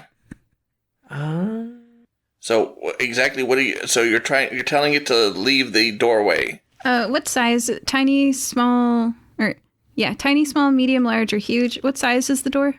It's at least medium size. Okay. Medium targets count as 2 objects, so I can choose up to 10 non-magical objects. So I animate all 5 doors. Are there 5 doors or 6 or 7? How many doors are there? There are 5 doors. I can animate all 5 doors. They gain a movement speed of 30 feet, and they can hover. They're stuck to the walls currently. Oh, Amonust, can you chop them free? Yep, I chop through the hinges. The hinge reforms. But distance? What if we jerk the door away before it reforms? Yeah. Is there like a magnetism effect or? Yeah, how does this look? You pull the door off the hinges. And I tell it to stand over there. Good door. And we do that to all 5 of them. All the doors are standing in there's a perfect straight hallway. I shake their hand. Good job, doors. Okay. The doors can move under my command for the next minute. What if we ride the doors as like flying carpet kind of things? We can. Amonust and I ride the doors. Does anything different happen if we're riding the doors through this place? Yeah, you pass Adrien again and again. Who is sitting on the floor drinking whiskey. We've driven him to drink. And he gives a little bit of whiskey to each of his birds. A great, good influence on the children. Amonust, Yes. who won the race? Who was the faster door rider? Clearly you. They're your doors. You cheated. All right. You want to come with us, doors? You want to make a hole and just get out of here? I don't know what to do here. Yeah, I'm like this. Like I feel like I have to metagame and just be like, what on earth did the DM hide in here to tell us what to do? Make an intelligence check. Okay, and this is a save, right? Yes. Okay. 22. Try opening and closing certain doors. Hey guys, let's try opening and closing certain doors. I tell the doors to go back. So it was about opening and closing the doors. Okay. We've tried so many combinations of opening and closing doors. Nothing has worked so far. No, you've opened all the doors and closed all of the doors so far. No, I believe that we did a lot more than Amonust that. and I were opening some and closing others. Okay, The first time we were in here. Didn't quite make that apparent. I'm sorry. Okay. Pidge comes to the idea of maybe it's a combination lock. I tell you guys, maybe it's a combination lock. Let's open some doors and close others. Okay. I tell the doors to go back in their I think spots. the only number we've seen so far is 1. So maybe we need to leave door number 1 opened? Let's do it. Okay. Open door number 1 and leave the other ones closed. Okay. Nothing happens. Let's try 2 now. We'll leave 1 and 2 open. Nothing happens. 1 and 2 and 3. Nothing happens. 1 and 2 and 3 and 4. Nothing happens. 1 and 2 and 3 and 4 and 5. You have a straight hallway again. Okay. Something changed with door 4 before, correct? Yeah. What if we leave 1 through 3 open and close door number 4? You gotta repeat it. You crashed out a bit there. Oh, sorry. What if we leave door number 1 through 3 open and close the rest? Because I think the transition happened around door number 4. Let's do it. We close doors 4 and 5. Something does happen, but not quite. But not quite there yet. The walls ripple a little. Amonust, you're so smart. I give you a high five. Yeah. Yay. Okay. What could the combination be? Close 1, 2, 3, and open 4 and 5. I think we did that one already. Did we? We do it again. Yeah. Nothing happens. Okay. Let's leave 3, 4, and 5 closed and 1 and 2 open. Something ripples. The walls ripple. Let's leave 3 and 4 closed and 1 and 2 and 5 open. The ripple gets a little stronger. Let's leave 2 and 3 closed and 1 and 4 and 5 open. A click can be heard through the area. Pidge rips the door off the hinges. A large room can be found through the door. Yes, take that door. I don't Okay. usually give hints like that, but it was taking too long to get through that area, and I Yeah. wanted to get it over with eventually, so... No worries. On the ground in front of you is a crystal with a 7 carved into it. Adrien picks it up and tries to walk back through the hallway into the room. There is another door in this room. Oh, that's right. That's how it works. Adrien walks through that. No, there's another door in this room with a 3 carved onto it with a hole in it. Does it open? Nope, but it looks like the size of a crystal, another crystal. Yeah, Could we fit in the gotta hole. find the 3 crystal. Okay, well maybe we have to take the 7 crystal back to the clock room and it'll open one of those 2 doors in there and then the 3 crystal will be over there. Let's do it. We head back to the clock room. Okay. All right. Would you like Oh, wait, to... sorry, I misread my notes here. The crystal has a 4 on it. Oh, okay. Would you I'm sorry, guys like to put this 4 crystal into the table? Yes. Well, before we do that, is there numbers written on the other 2 doors in this hallway? No. Or in the room? Okay, yeah. Then Adrien will slide it in the number 4 slot. Okay, the west hallway door clicks. 10 more to go. All right. Let's go down that hallway now. All together. We open the door. The hallway is covered entirely in a bronze-type metal. It is 30 feet long, with a door on the other end. It's gonna electrocute us, isn't it? Oh, really? Adrien takes to flight. Quick question, how much metal do you guys have on you? Not much. Not much. I think I straight up have 0. Oh no, I have a pair of handcuffs. And I have... I mean, physically you're touching. How much metal are you all touching? like, Oh, nothing. carried equipment? Or... Yeah. Yeah, I'm carrying a pair of handcuffs. I mean, my swords are metal. All my equipment's in my bag. Are you wearing Yeah, I'm any armor, Amonust? My armor's leather. Okay. Yeah, and I don't think I'm carrying my my swords at the moment. Now I'm definitely not. You have no idea. That's meta. Don't use any meta knowledge, please. Can I transform into a bronze dragon, please? Sure. Okay, and I would like to go first because I'm immune to lightning damage. The cuffs in your hand, you guess you're touching them, start to get warm. But I'm not. I'm a dragon. Yeah. I have no carried gear as a dragon. Okay, well, his swords start to get a little warm in his hands. Does it get warmer the further I go into the room? Yes. Yes. Can I take my bottle, whatever it's called, bottle of everlasting water, whatever, and just start spraying down this room? The walls aren't hot. I would like to stand in the water on the metal. Okay. As but a your bronze swords, dragon. the longer you spend in this room, the hotter your swords are getting.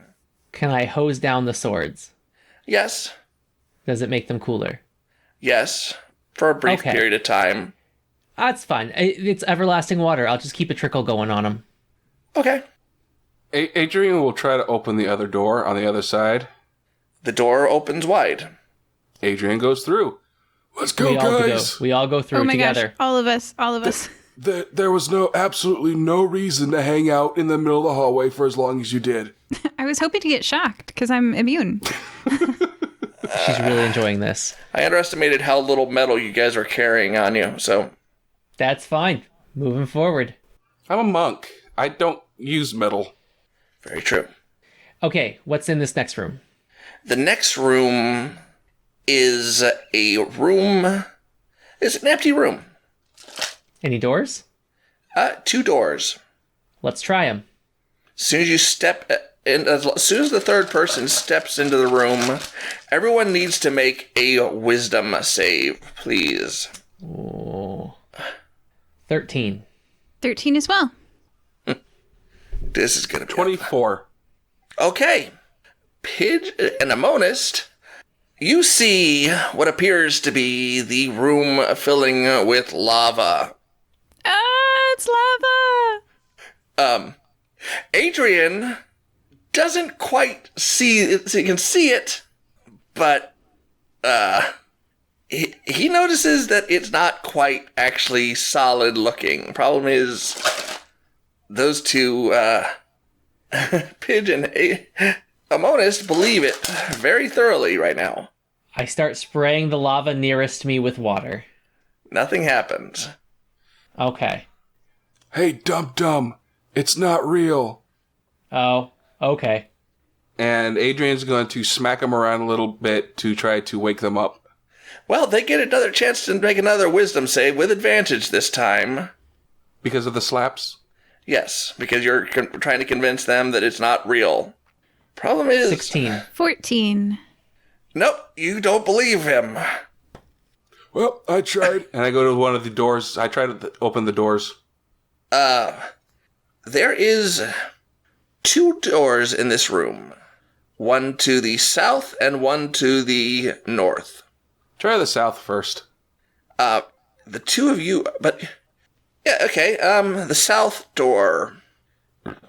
You open it up to find, this time, you don't need to make a wisdom save. It is actually lava in the next room. Is it threatening to actually flow into here? No. Okay. Hey, guys, that's not lava. That's lava. Problem is, those two have failed their wisdom saves, even with you telling them that it is fake. Anything else in that room that I see? Yeah.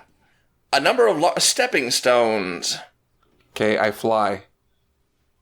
That works. There is a crystal on the other side of the room. I fly over, grab the crystal, fly back. A 5 is carved into the crystal. It's lava! Hey, guys. Oh my gosh, it's lava! Lava! Hey, guys, I got a crystal.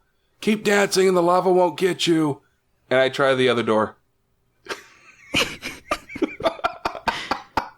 Amonust keeps dancing.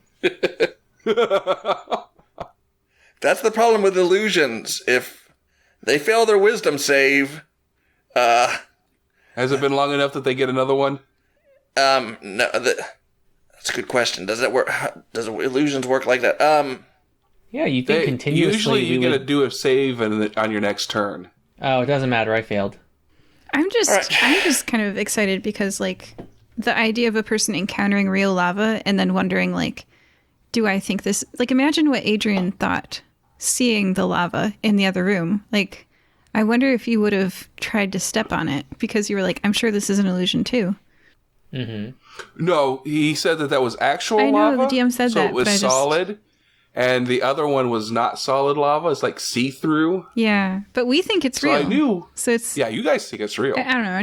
I'm amused by that idea that you might distrust the reality of the second lava you see because you're like, fool me once, shame on me. Shame on you. Fool me once, shame on you. Fool me twice, shame on me. And then you like touch the real lava and you're like, nope, that one's real. Or is this feeling of pain an illusion? And then like, I don't know. Oh, now you're getting into it. That's a heck of a thought exercise right there. Technically speaking, all pain is an illusion. It's purely your experience. That's true. Wisdom save of 24? The other door has another lock on it with a big number 9. Okay. So I'm going to usher the two, just grab them by the back of their collars and drag them back into the hallway. Lava! I'm just going with it. I trust him. And I drag them through the hallway into the back into their main room because I see his swords starting to get red again. Oh, Okay. I'm a rock gnome this time. Lava! Yeah. As a rock gnome, I do have a pair of handcuffs on. As a bronze dragon, I don't. But yeah. Not on my belt. So we get back into the main room and I say, okay, guys, y'all are dumb. That was not real. When I went into the other door, that was real. But I got the green shiny thing. I forget what it's called right now. Crystal, that thing. Oh, what number? 5. Ah. And there's another door in the fake lava chamber for lot number 9. Now, if I remember correctly, there's a door with the stupid 1, 2, 4 combination, whatever the hell it was. And in there was a 5 door. There was a 3 lock in there. Oh, 3? Yeah, we have a 9 lock and a 3 lock, and we possess a 1 key, a 4 key, and a 5 key. So Adrien will drop the 5 key in the 5 slot on the clock. Okay. The northern door it clicks. After you guys. I did the last one. This one's yours. March! I march. I am a rock gnome. Suspiciously strong rock gnome. All right, Okay. we go through. You enter a large room. The moment all of you step into the room, suddenly you start floating in the air. I'm okay with this. Me too. This is fun. Yay! Not quite I don't even have to use my wings. And what did you say, DM? Yeah. Except for, you're going to have to figure out how to get around in this room. So, I fart. oh, jet power. Do I move? A little, yeah. Woo! I keep doing it. Boop, boop, boop, boop. Wow. Gas powered. Ooh! I have my fountain of everlasting water. That thing. I can spray a geyser that's like a 12-inch thick geyser of water. I'm gonna use that as my jetpack. That is actually how we travel in space, you guys, if you did not know. We fart. Well, propulsion, that's the meaning of propulsion, is that we propel something away from us. Yep. Yeah. Usually So a I'm gonna gas. just So, yeah. Oh, well, hey, that's what I used first. I I ran don't out. think they usually mean that kind of gas, but So now I'm just blasting water behind me as I shoot across the room.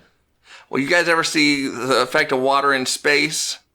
Oh, yeah, this place is a the mess shuttle, where it's all globs of floating water. Well, Yeah. that's what is currently floating through the room at the moment. Towards the top of the room, you see a small dome shape. Oh, I go up there. Are you bringing us to... I don't think I can. The other two are going to have to figure out how they're going to maneuver through this room, so... I'm going to use Thunderwave. Okay. So What how is are it? you Can I going to cast use a force? Thunderwave? I cast that away from me, and a thunderous force sweeps out of me and propels me to the dome. Sounds almost like what Amonust was doing, except for not before the water. Yeah, I'm not using water. I'm using No, I said before thunder. the water. He was using a thunderous force too, if you know what I mean. Oh. Yeah, but mine was more potent, Yeah, and it didn't smell. yeah. That's true. I am quite dainty. It's not very potent. But it smells awful, and it fills up the space quite a bit. Silent but deadly. I think it's Okay. getting a bit stinky in here, so I cast Control Winds. I take control of the air in a 100-foot cube that I can see within range. Choose one of the following effects. Gust. A wind picks up within the cube, continually blowing in a horizontal direction I designate. I can do that gust down and up. So, like a sustained updraft within the cube, rising upward from the cube's bottom side. So I can push myself through this. Hey, look, more wind. Passing more wind. Yep, and we all passed wind today. Yes, you did. A creature must make a strength saving throw if it flies into the cube for the first time on a turn or starts its turn. They're flying. On a failed save, the creature is knocked prone. So this is strong enough to, if I'm on my broom of flying or if we're just levitating through the air like this, just push us. Okay. You find that there is a crystal globe on the top of the ceiling. Is there a number? No, but there might be something inside of it. Smashy, Should we break it? smashy. Go ahead, try. Amonust takes one of his magical swords and tries to puncture the globe. Roll damage. Okay. Now things are susceptible to damage. 32. It's not stone. Also, keep in mind, I get 6 of these attacks every 6 seconds, and they average around 30 damage each. Ah, okay. It takes a bit of work. I was not hoping you'd get it. But it does manage to break at that kind of damage output. Yeah, that's crazy. Is that 360 if things don't dodge you? No, 6 times 6. 30 times 6 Yeah, is 180. 180 damage. per round if things don't dodge you. Yeah, roughly. Dang. Okay, I'm very 180 impressed. average. I thought my character could do a lot of damage. Wow. I think Pidge's Dragon Breath did more. It has to recharge. True. Well, that's a fighter for you, I guess. Yeah, 180 It's a fighter per with round. very magical swords. Yeah. Impressive. Okay. Not quite the method I was going to have you do, but it does successfully... You were going to chip away, after a bit of time, you chip away at the crystal, and a small crystal can be seen floating in the middle of the crystal. So, Adrien grabs it and looks for the number. 11. Have we seen an Okay, 11 guys. door? 11. Nope. Let's go put it in the clock. There's 2 doorways, well, kinda, in this hallway. They're in the middle. They're not in the on the floor or the ceiling. They're in the middle, I guess you could say, of the walls. So right below us. Mm-hmm. Okay, so Adrien will push off of the ceiling and down to the doors and look at them. 9 to the west, and let's see. I'm just checking my notes. And 5. To We already have a 9 lock, to the though. north. The 9 lock was in the west door. Oh. Dang. Okay, I got it. Okay, that is a 6. I read it upside down. Okay, yeah. It is a 6. Okay. A 6 lock, and what was the other lock? That is a 3. The 3 lock is in the east door. I thought you said 5. Oh, God, my notes are messed up. Okay. Well, Give me a second. I'm trying to... so if there's the 6 lock and the 5 lock, we do have the 5 that's my crystal. old notes. Oh. I'd update this. Yeah, that is a 2. Okay, so a 6 lock and a 2 lock. Got it. My notes. I had 2 sets of notes here. I had to update the map. No worries. So Okay, it wasn't- so do you want to put this 11 crystal in the clock table? Sure. So we'll float back to the clock room and slide it into the 11 slot. okay. All right. Does something open? Nope. Okay. Did we hear anything when I plugged it in? Nope. Okay, so to recap, the east door has the 3 lock in it, and that's the one we tried first. The west door has the 9 lock in it, and that's the one we tried second. So the east door is like the infinite room one, and the west door is, and the north door has the 6 lock and the 2 lock in it, and we possess crystals 1, 4, 5, and 11. Adrian's gonna try twisting the clock face. Nothing happens. It's pretty much set. Do you think there's some kind of way to do like addition and subtraction? Like if you put in a 3 and a 5, you get 8. The 8 door opens. I don't know. There was only one slot for the crystal, though. Okay. Adrian's gonna take out the 5. No, which ones do we have again? 1, 4, 5, and 11. So he's gonna take out the 4 and the 5 and try to put them together to see if he can make 9. Nope. Okay. They have no way of being put together. Okay. What are we missing here? We've gone through all the doors we can access. Mm-hmm. Do we still have that crystal globe? Or what's left of it? I think you destroyed it. Well, I chipped a hole through it. But I'm wondering if any of the crystal pieces from that ended up having any numbers written on them. Maybe you missed something. Okay. All right. So, what did we miss? You guys gonna go look at the lava room again? Yeah. Sure. I head back into the room that fooled me the first time. Try making Wisdom another saving wisdom throw? save with Advantage. advantage. 12. Also 12. Yeah. 26. 26 was high enough, but What is the DC on this now, though? Because now we know. it's actually a 22. Oh my gosh. Okay. Can we just hang out here until I figure it out? I'm like poking the illusion. Yeah, I feel like eventually we're going to pass. Make a perception check. 18. You do find a section of the wall that it looks like it might be a trap door. Ooh, investigating the fake lava paid off. I got a 26 on my perception. Anything else? No. Okay, I open the fake door, because I guess it's covered in fake lava and they don't want to go there. Yeah. Pretty much. Inside is a crystal with the number 2 on it. Okay. I grab it. Ooh, the 2 lock is in the north door. It's halfway up the round air chamber. Okay, that's where we go next. And I assure my compatriots that the lava is not real and it will not hurt them Doesn't matter. I don't believe you. as we make our way there. They are terrified of the lava. You guys are just doing horrible with those wisdom saves, so that's nothing I can do about it. Well, you said the save is 18? Or, I'm sorry, the save is 22? Yeah. I will never be able to pass that.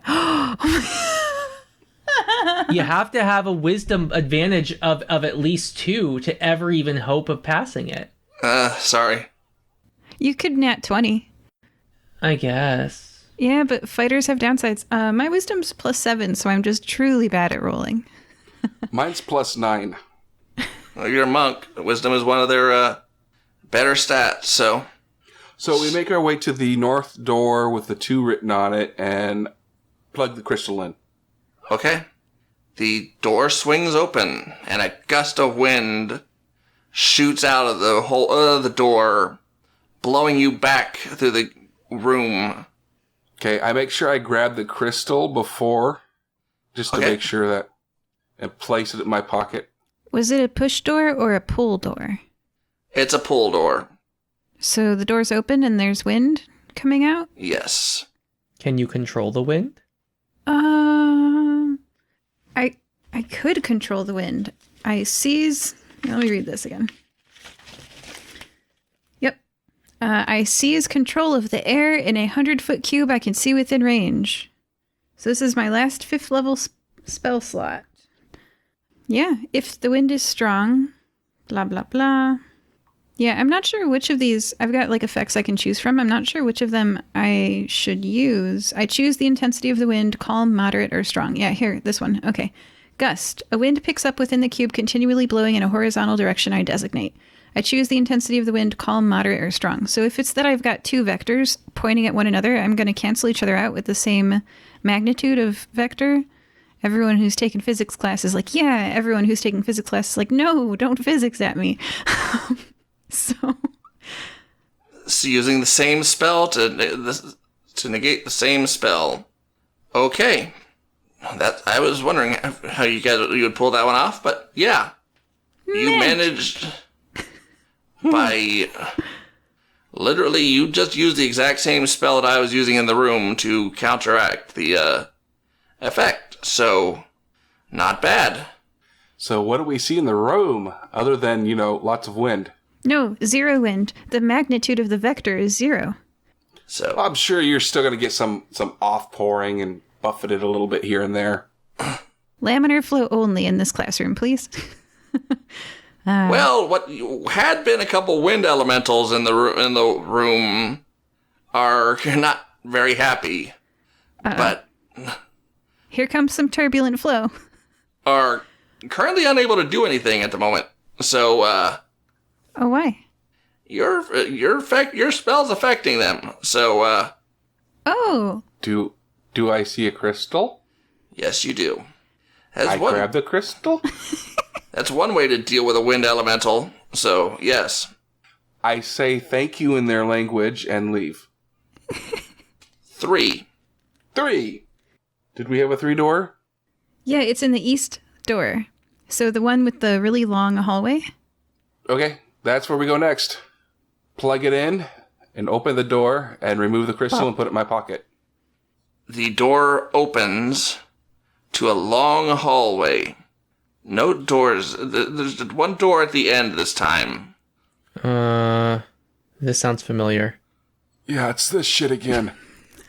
You're too old for this. All right. Adrien walks to the other door. And we all move together. Yes, we do. Instantly, the room around you begins to fill with water. Oh, dang.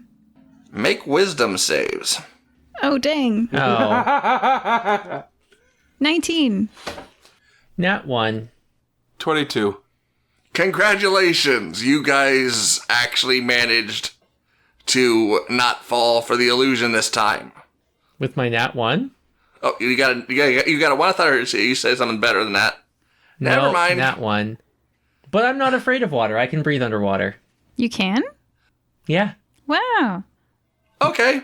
Manta cloak. That's cool. So he's just swimming.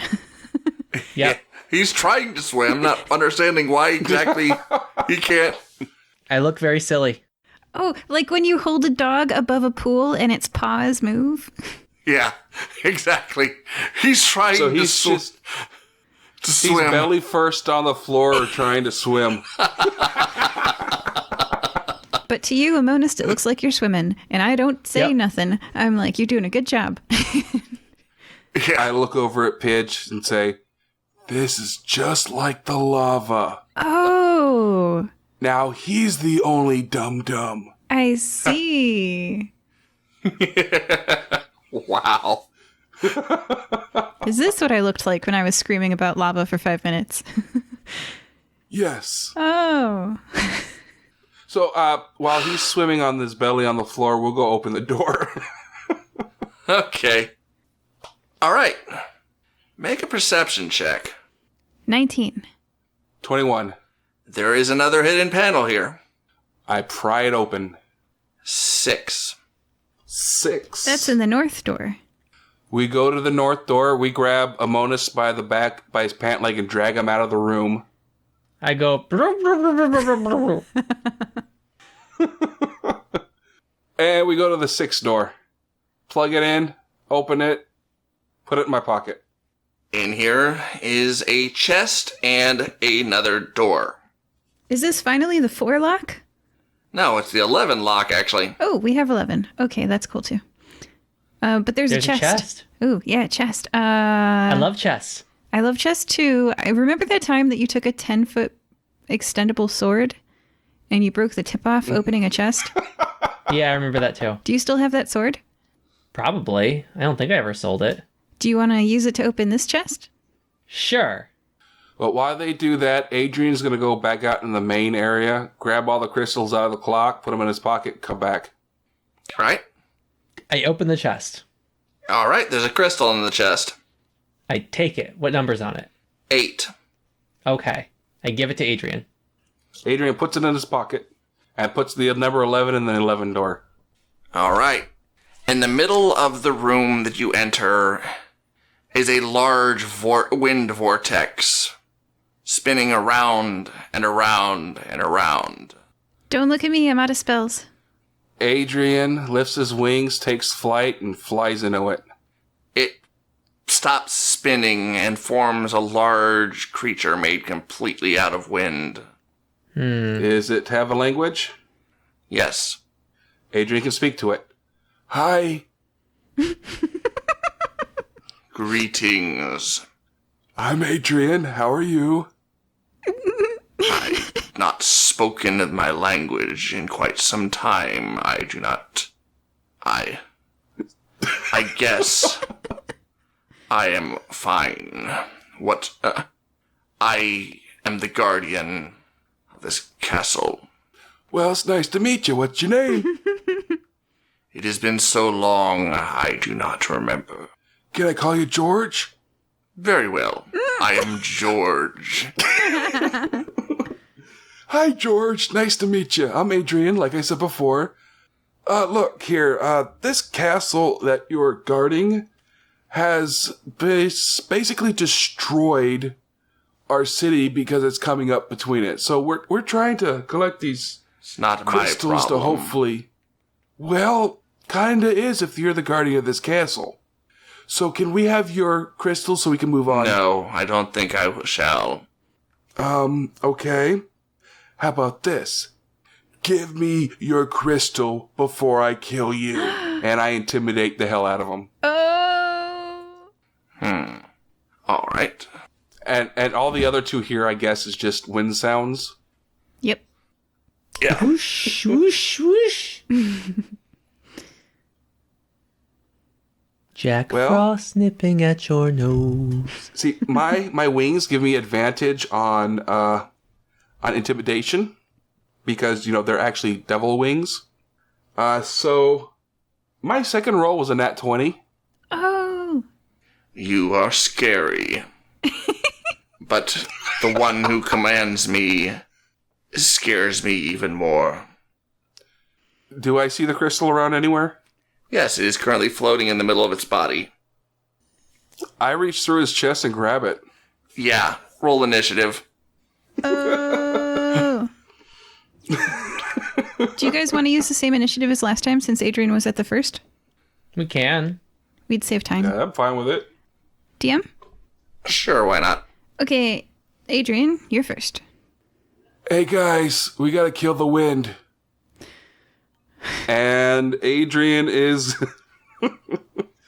wondering if he can... Nah, fire will probably just be blown out, huh? Kill the Wind is a really good title for this, isn't it? Well, passing wind, more like it. Yeah, passing wind. That'll work. Okay, yeah, Adrian's just gonna do his classic pow, pow, pow, pow. Can you punch wind? It is capable of taking damage. So, yeah. This is And basically... that 20, the next one's gonna be I get a plus 13. 22, 21, and 19. Those all hit. All right. These are all magical effects, so they're going to be doing full damage. And I get an extra die for the crit. 59 damage. Not bad. I think I'm going to have to show you why I am chosen to be the guardian of this. One of the guardians. Blah, blah, blah. I gave you the easy way out. Shut up and fight. All right. All right, then. It's going to fill the air with the vortex as it takes up the same space as Adrien does.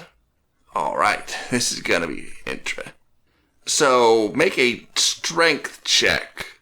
Saving throw, please. Okay. That is going to be a 18. Okay. You managed to successfully avoid getting captured by the effect, but it's still going to attack you. So. I told it to. Yes. So, let's see. Your AC is a 19, correct? I wish. No, it's an 18. Okay. First one still missed, so... I can make it 19 for you. Squee! Do it! If I turn you into a bronze dragon, it'll forever... Don't do it. No. You take 27 points of damage as its massive fist slams down. The second fist misses. And the third strike, that's a crit.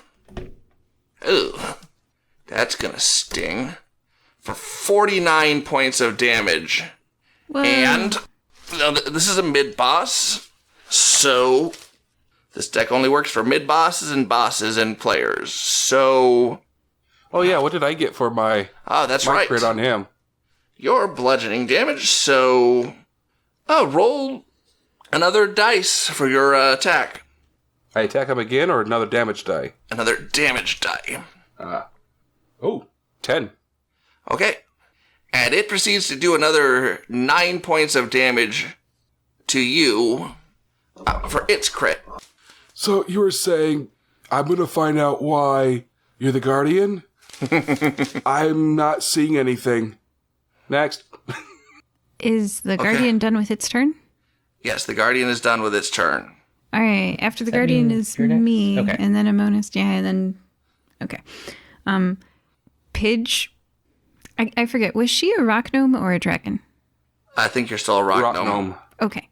She couldn't be a dragon because we have been in confined spaces in the hallways. Okay. So I'm going to become a dragon with an action and fly 80 feet towards you guys. You can fly 20 feet currently. Oh, is that the distance? Yeah. Oh, okay. Then I fly closer I guess I just hang out. I just turn into a dragon and I hang out and I say, I'll be there in a minute. Amonust, it's your turn. Yeah, this Okay. isn't that big of a room, so it's not really an issue to, yeah. It's a good sized I room. also want to apologize to the DM here. I just looked at my dice roller again and realized that I had the wrong modifier on my rolls earlier. I don't do as much damage as I thought.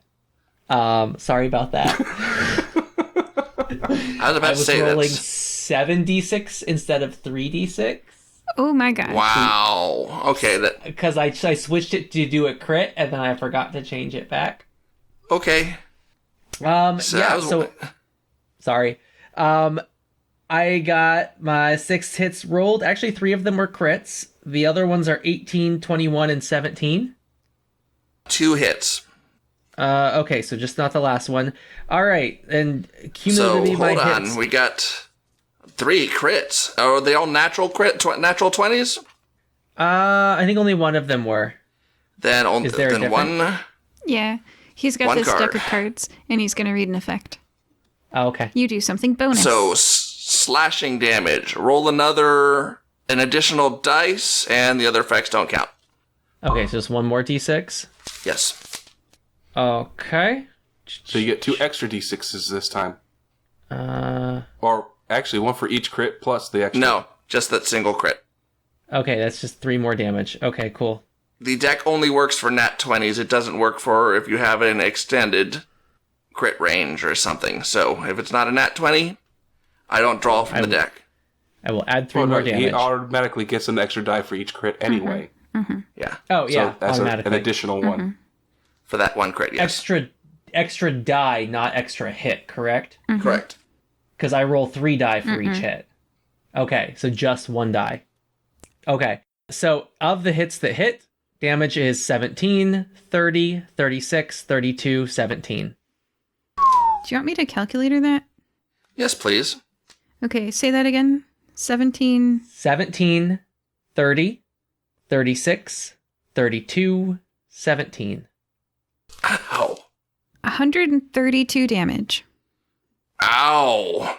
It's less than I used to. Okay, yeah, this thing is looking a bit beat up. But that's what happens when it comes to level 18. Yeah! Level 18! Yeah. He talks to wind elementals. He hits things really hard. Level 18. It's really hard to do creature at this opponents at this level, so Yes. right. Okay. That means it is Adrian's turn again. Give up yet? Never. Oh, you're a dumbass. My lowest one is a 23. That's a hit. So that is going to be 54 damages Okay. to its windy exterior. All right. It begins to swing. It's 3 attacks at you. So, At me? yes. Because I'm trash talking it? Yes. Yeah, you are. Really? I hate pulling out this deck. Is that the critical miss deck? Yes. You love pulling out that deck on us. I know. It is no effect on the creature. So that's not fair. You gotta keep pulling until there is one. Fine. Oh my goodness, Adrian. You Snarky. okay? You can currently have concealment for the next 4 rounds. It seems to. I don't understand how it works, but He is a very sneaky monk. I do get a plus 17 to my stealth. You're so stealthy you hide in plain air. I don't quite know how actually- that one works. But it's oh well. We'll call it Mask of the Wild. All right. And after the creature, it's Pidge. So Pidge, I feel bad, but I'm gonna rip into it with my claws. Why does Pidge feel bad? It seems old. I don't like killing old things. But so 23 to hit. Hit. Well, So you like it's killing old babies? versus old. No, on the killing of the babies. 15 damage from the first claw. A 24 to hit for the second claw. Hit. 18 damage for the second claw. And a 17 for my bite. Okay. Did that hit? No. Okay. All right then. That's the end of my turn. Adrian. I should have breath attacked. Whoops. After me, it's Wait. Amonust. Yeah, I thought it's my turn. Right. Sorry. I you're am right. rolling those now. 2 characters with A's in their name, so I think he wanted to attack me but again. you That's why he was know calling me. me. Okay, I am going through with my sword slashes. I got 1 crit. Lowest one is a 21. Does that hit? all good. All good. All right. 16, 12, 18, 26, 17, 15. Was that crit a natural 20? That crit. No, it was a 17. Okay. All right. Or no, it was an 18. Wait. That's the you're good. Okay. I'm not even going to tell you to roll damage Oh, man. You just Because I annihilated it. completely eviscerated the wind elemental, who dissipates with a sigh. We gave it Finally. plenty As of he- choices. As it dissipates, I grab the crystal and whisper at where I would think its ear would be. Told you so. Man, Adrien is spiteful. You killed it and you rubbed it Whoa. in. He does have the evil wings. Yeah. Whoa, that's not right. Oh, man. Oh. Only You're welcome. Adrien understood that. Okay, Pidge is not disturbed. That's true. That's true. You guys never heard any of the conversation. Period. Oh, yeah. I was just like, wind, Oh. huh? All you heard was, we gotta kill it, from Adrien. Kill the wind. Yeah. So what number do we got? You have 10. Did we have a 10 door? No. Okay, I guess we're gonna swing back out to the clock and plug it the 10 into the 10. See what happens. Okay, so what all keys do you guys have? 1, 4, 5, 11, 2, 3, 6, 8, 10. Okay. Well, you guys have a number of doors still, so We have a 3 lock, a 9 lock, a 6 lock, and a 2 lock, and that's all that's left. Oh, we got the 6, so we can go to the 6. Aha. We go to the north door. actually you've already done the 6 lock. So you have the 2 lock you haven't done yet. Aha. We go to the north door. Okay. We go to the 2 lock. Okay. That's back to the water illusion trap where Amonust tries to do his best to swim around in the... Swimming. We just grab him by the scruff of his neck and pull him to the door, open the door, and... I'm really shocked at push how him they're in. just walking underwater. Magic. I'm looking save for you. the iron boots from Ocarina of Time. I don't see them. Yeah. Age has its benefits. Okay, so you step into the room through the door? Well, we slide Amonust in and step... Unfortunately, he doesn't stop sliding. Is this real water? Because there was real lava after the real water. Did you just push him in a puddle? No, it's not a puddle. He just, as soon as he hits the floor in the next room, he just keeps going. It's ice. Or slime. Adrien sees that and just lifts off into the air and looks around. The floor is super slick and at a slight angle going downwards towards a large pit. Amonust. I cast levitate. Okay. It's a second level spell, so I've still got some of those left. Amonust levitates off of the ground before he can plunge into the pit. Thank you. Yeah. Pidge's seen this one before, so... I also have a levitating rope. I'm just saying. That wasn't going to help you yet. I don't think. Yeah, I use it Okay. to climb things all the time. The large Anyways, pit appears to be full of water I can swim in water. with a chest at the bottom. Probably Can his I- bones are floating in the what appears to be water. Of course. I poke the edge of the water. A pseudopod of water grows out of the water like substance, reaching toward you. Tests the sword, and then goes back in. Okay, so this is the water temple. Okay. Hey guys, I still Yeah. have 4th level spells left. You know what's a 4th What do you level got? spell? I would What? like to know the dimensions of this water, please.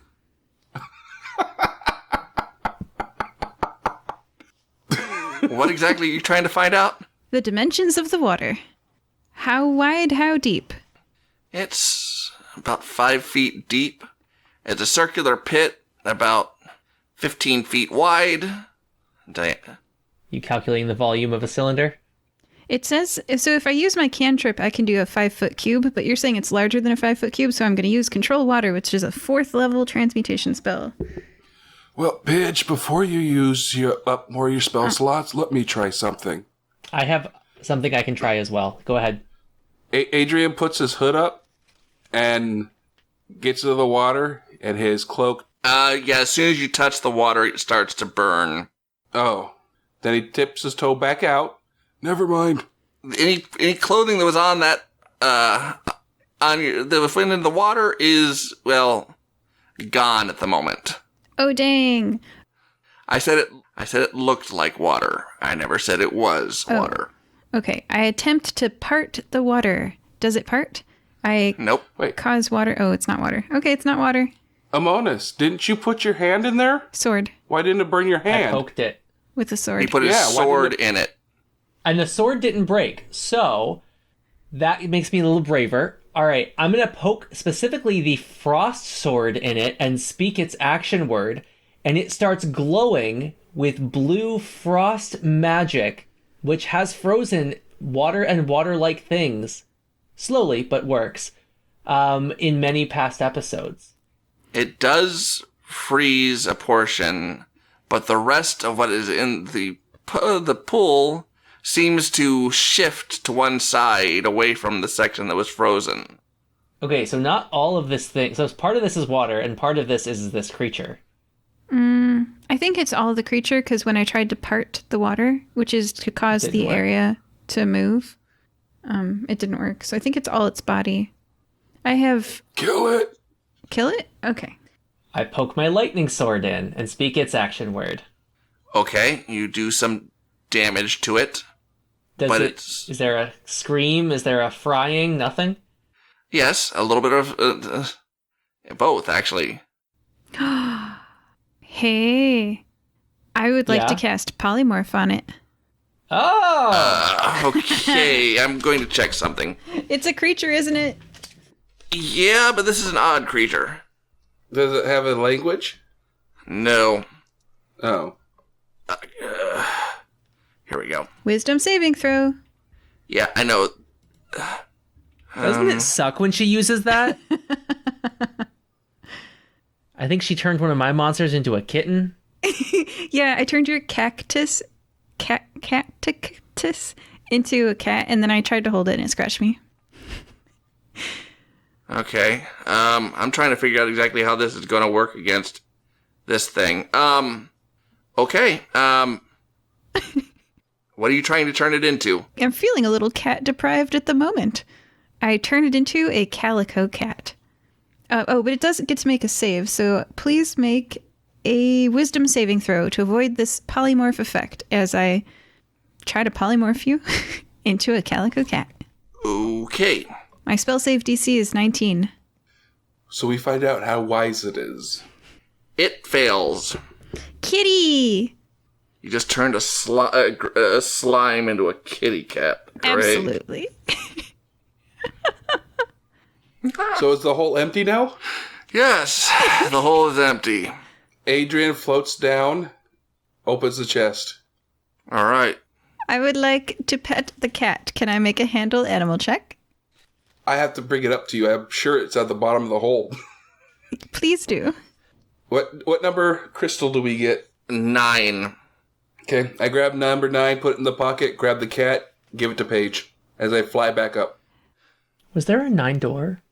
17 animal handling. Sure, you got a rather confused kitty cat in your hands. To the west door we go, which has the 9 lock. How long does polymorph last? An hour concentration, and then I'm going to throw it at an enemy and let it go at any time, because it's basically an acid bomb, right? Good kitty. So we go to the 9 door. All right. The 9 door opens to a large inferno. Is it real? Hey, Amonust. Your water. Oh. Go for it. Sure. I'll take out my everlasting water flask and start spraying a geyser. Stop that! Whoa. Ifrit? Why? It's fire. Only Adrien understands the words that are being spoken. No, the fire forms up into the second guardian. Okay, here's the deal, dude. I want your crystal. The last guardian We kicked his ass. We got more water where that came from. Give me your crystal, or you're gonna go out. He tosses you the crystal.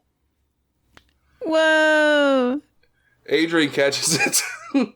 Thank you. Problem is, he just used the biggest weakness of the fire elementals against them, and they have a rather nasty weakness to water. I say in common, Amonust, put the water away, please. I do so. They have a major weakness against water. I say to the fire elemental, thank you for doing business with you. You, my friend, are smart. You get to survive. And I close the door. What number did I get? 7. 7. Ooh, we haven't... Do we have a 7 door? No, we haven't yet encountered a 7 door. I pet the cat. Which doors do we have not gone yet? We've only got 4 locks. The 3 lock, the 9 lock, the 6 lock, and the 2 lock. So I think we've done them all. Okay, so let's put... we fill up the table. We're still missing 1, though. Oh, we don't have 12. That's true. Yeah, we have 11, not 12. Yeah, we don't have 12. So we need to find the 7 door, and then 12 crystal will be behind it. Where could we have missed a door? The 7... there was another door in the slime room. I forgot. That's where we missed. Aha, we go there. Oh, we go there for that door. We knew that was there the whole time. Yeah. Yes. I pet the cat. Yeah, sorry. I completely forgot. I was... Just so much of a... It's a big map. I have a lot to keep track of. So, yeah.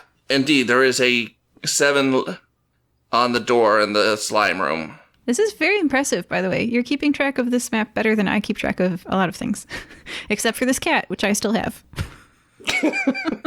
I spent a lot of time building this map, so... I can tell. So we open the 7 door. After I grab both of my friends and lower them nicely to the door so they don't slip and fall and bang their head. Thank you. Thanks. It is the final guardian, the water. Okay, dude, look. Already defeated one of you guys. The other guy said, you know what? I'm not going to mess with this dude. And he gave me the crystal. Give me your crystal. And you survive. And Amonust pokes it with his lightning sword. Yeah, I do double damage on this thing. Against the water? He's got a lightning sword. And I have a cat. You also have a lightning breath. Oh yeah, I do. I can open my mouth and show inside my mouth how there's lightning sparks. Yes. Yeah, I whispered to my friends, let's intimidate the hell out of them. Yeah. So do I roll intimidation? So this old elf is standing there with a friend with a lightning sword and a friend with a mouthful of lightning bolts.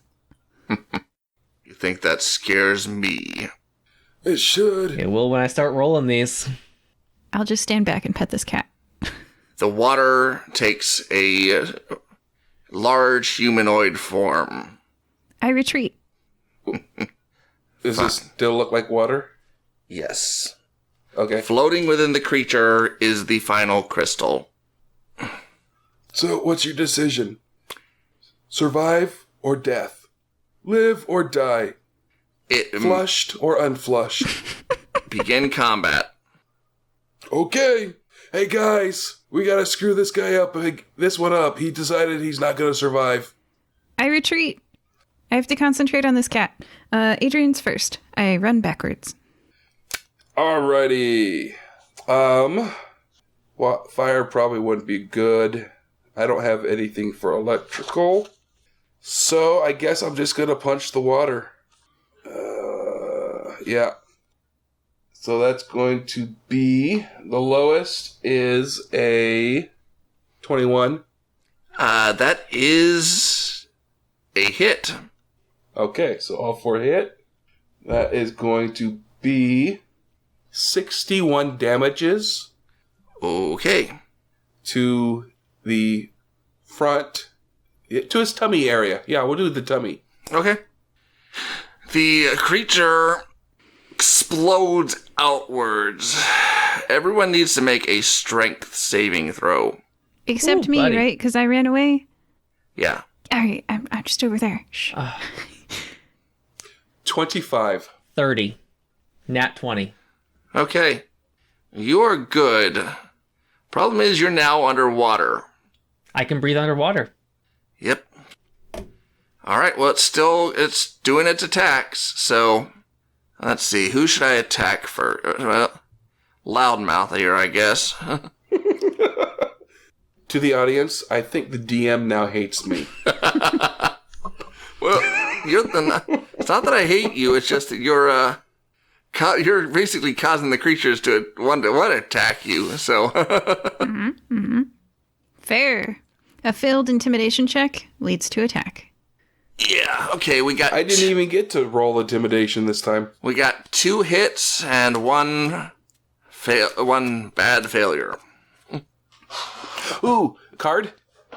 Yes. Woohoo! It manages to get 2 blows in, but it doesn't seem to be able to see. It seems to be looking around trying to find you after the 2 hits are in.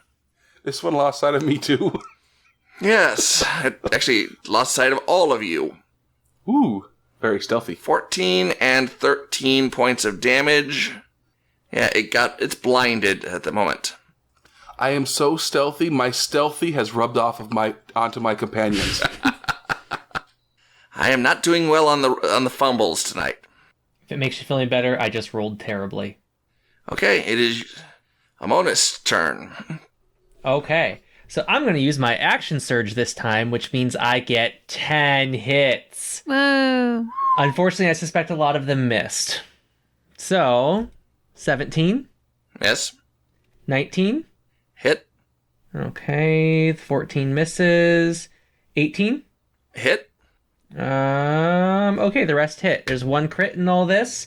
So Is it a natural or is it just a non-natural?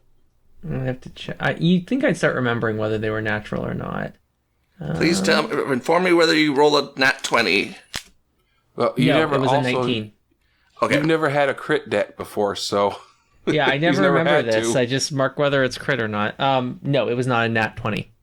Okay. Right. So, somebody ready with a calculator? I am ready with the calculator. Lots of sword slashes. 24, 28, 20, 25, 27, 52, 19, 25. 220 points of damage.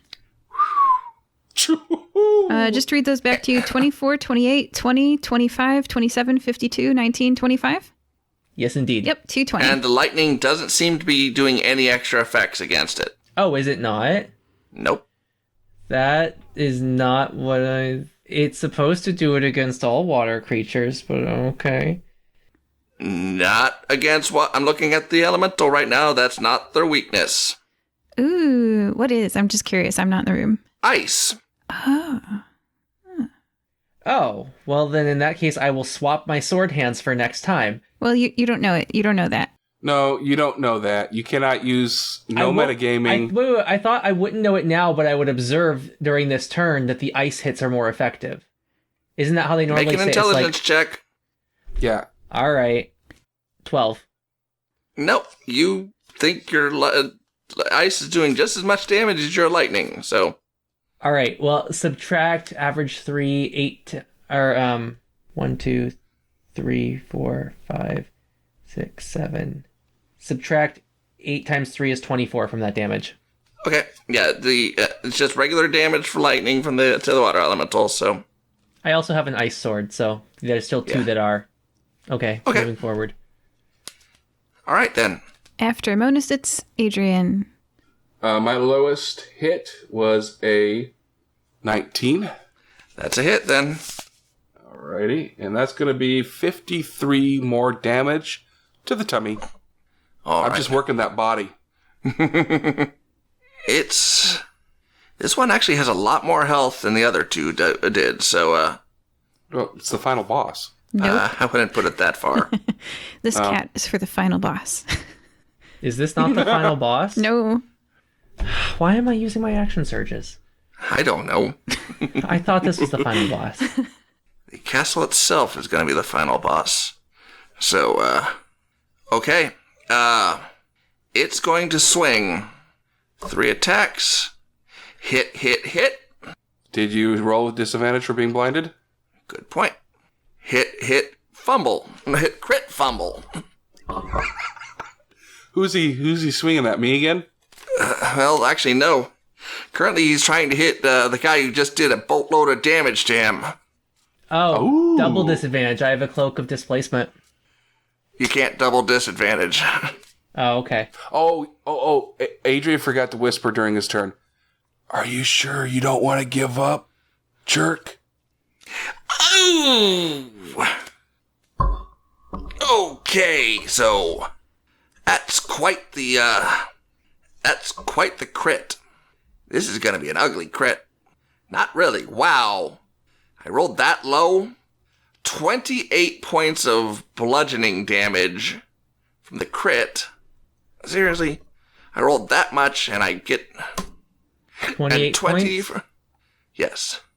Okay. And 20 from the non-crit. How are you critting with disadvantage? Did you roll 20 twice? Yes. Wow.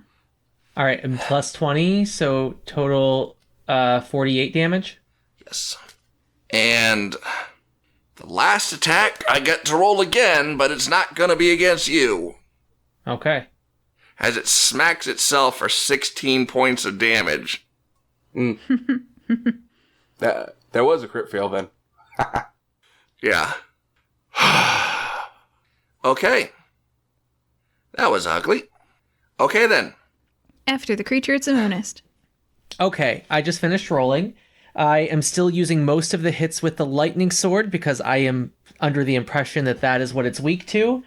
All of my hits are at least a 19, and I am not using an action surge. So they are 29, 26, 20, 20, 41, non-natural 20 crit, and a 17.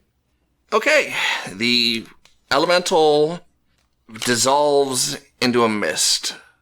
Woohoo! And once again, Adrien leans in, grabbing the crystal. It is the final crystal. It's number 12? Yes, it is. You should have just given it up, jerk. Consent is important. Well, give it up and live. Or- It's dead. So, He's lecturing the water puddle that's left. yeah. All right. But he says this as it dissolves. You know, it's while it's dissolving, just to get it a little bit more in there. Take it off a little bit more. Adrien. All right. All right. So, yeah, we go back out to the main room, and Adrien slides in every single crystal to the clock. Pidge holds the cat with one arm and pets it with the other. The room begins to rumble as the floor lowers. Do you all fly? Yes? I can. Good, because I'm going to release a cat acid bomb at some point. Don't step on the floor at that point. I'm going to summon my giant fly now. Yeah. A door appears, the top of a door appears at the floor level and begins to rise up as the floor lowers. I'm going to eat a bunch of good berries. Yeah, I feel like we should have rested before this. I'm going to use action surge, or not action surge, second wind. I have no spell slot. Okay, do you want to put the cat... No, we can't take a long rest, can we? Do you want You to... don't have enough I don't think we can afford a short one either, because the city is crumbling around us. That's true. Well, with one short rest, I get a 9th level spell slot, so... You want to take an hour and let the city crumble for an hour? I could true polymorph the stone golem castle into a man. Yeah, let me take 1 hour. I put the kitty back, say go kitty. I take a 1 hour so I can recover a 9th level spell slot. And the kitty's now frozen in the form of a kitty. Oh no, it's a goo. It can hang out as a goo. No, I mean 1 hour of true polymorph locks the target No. I didn't do true polymorph on that. I did normal polymorph. So it's just back as a goo. Okay, so we can rest up for an hour. That means I'll be fully healed because I'll be able to use the second half of my hit dice. So I'll go back to 212. Oh, can we use hit dice during that? Yeah, you can use your hit dice. Use half of the number of level of hit dice per short rest. But if anybody asks, it's Pidge's fault why it took us an hour. I want to turn Stone Golem Castle into a man. Okay, well, let's keep going. It would have been cooler if I hadn't said that, if I just let it happen. But, okay, so I come back with the cat, which costs me my 3rd polymorph spell. But now I have a 9th open. The door is there. Okay. Y'all recovered your hit points? Yep. Okay. I'm about to. 8. All right, let's do this. We step onto the elevator platform. I'm carrying a cat. All right. The door leads into the workroom that you've seen before, where you collected the book the first time. In this chair. Oh, the library. The library. Yes, it is. The skeleton that held the book originally is still in the chair, and the door leading to the main core of the castle is past the library. Hey, dude. Long time no see. I believe I was level, 1 or something when we met last time. Level 2.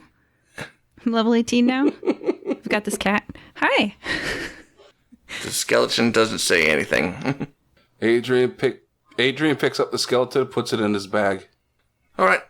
Yeah, we didn't give him a complete burial last time, and I think we're suffering for it now.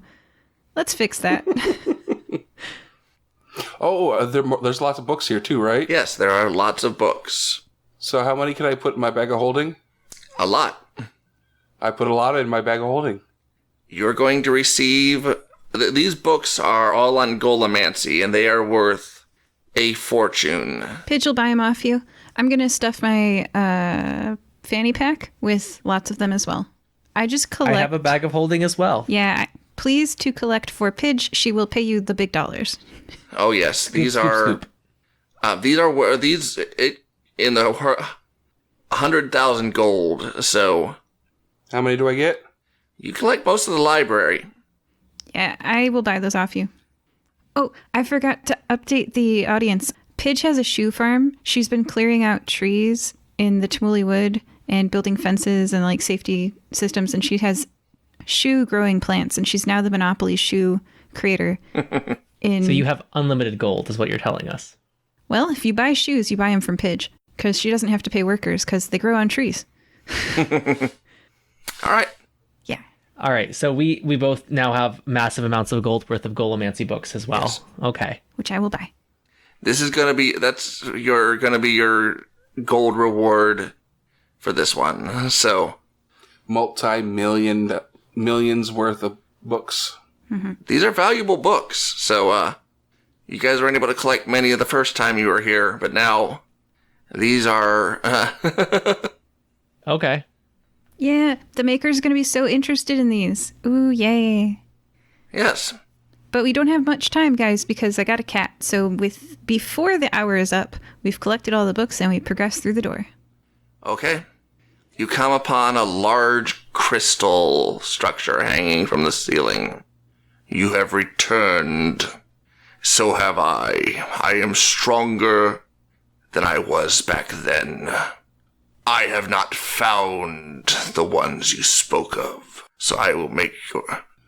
Why are you destroying the city? Payback. Payback? There's the innocent people, you jerk. Not anymore.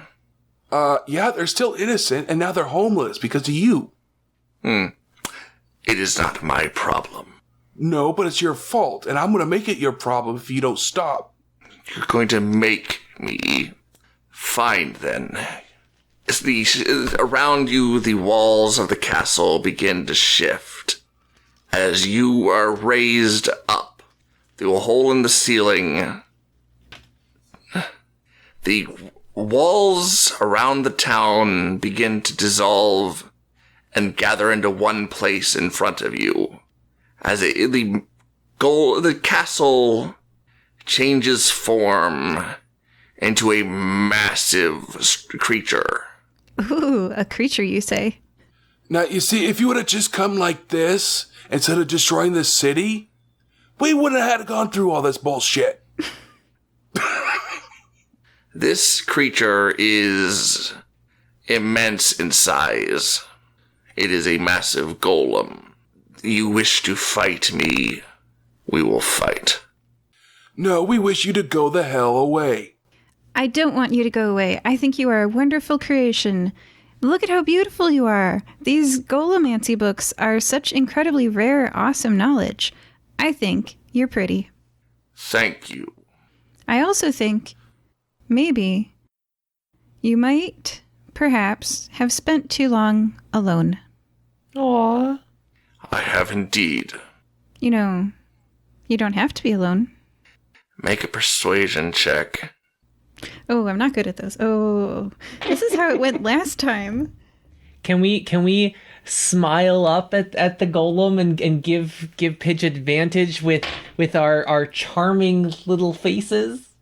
Adrian's already threatened him, so the song would be on you, bud. Yeah, that just be me going, yes, don't be alone. With the advantage, it was a 19 overall, and I would like to demonstrate how this kitty was once evil acid ooze with bones floating in it, but now it's a kitty. And I pet the kitty, and because I got a 17 or whatever on that animal handling check, it doesn't bite me. So. How would you say it? There are no others like me. I have searched the land. I would like to set the cat down, be free cat, and I would like to demonstrate. That's going to be an ooze later. Yep. Go back to your place in the castle. Okay. So once Pidge has set down the cat, I will show you, because it turns out that golems are wonderful magic. And do you know what else is wonderful magic? The ability to change shape. And Pidge grows and grows and grows into a huge-sized bronze dragon and keeps talking the whole time so that it's not scary. You see, Pidge sees bodies as just the vessels for who we are. And we can change who we are. So if you would like to become a bronze dragon like me, you can always become a stone golem castle later. You can always shape change into... Well, actually, I am don't think sorry, but my form cannot be changed. You're a creature right now. Straight up, rules as written. I am still... I can change an object into a creature with true polymorph. Yeah. That's the power that I have. So if you're an object, I gotcha. And if you're a creature, I gotcha. Yeah, except for it literally. Make a knowledge arcane check, please. As long as you're not carried or worn. I know. 17? Stone golems have an ability called immutable form. Their form cannot be altered in any way. The golem is immune to any spell effect that would alter its form.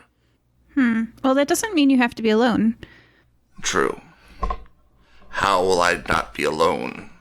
Well, if you let down your walls and open your heart, you could be the living city of Niqamui. Morph into a giant golem. I can't. But if you could just stay here and let the people live here, and we could keep you company, you could have company forever. You did manage to do a good enough persuasion check against him. That might be nice. Bring down those walls. Bring down those walls. That would be nice to have company. Very well. The sun would shine on the city of Niqamui, and the children would laugh as they run down the streets toward the beach, and you would be the heart of it all. Very well. The walls shrink, but they do not go away. Baby steps? The Niqamui now has a wall. Ah. Okay. Does it have doors? Yes, it does. Ah.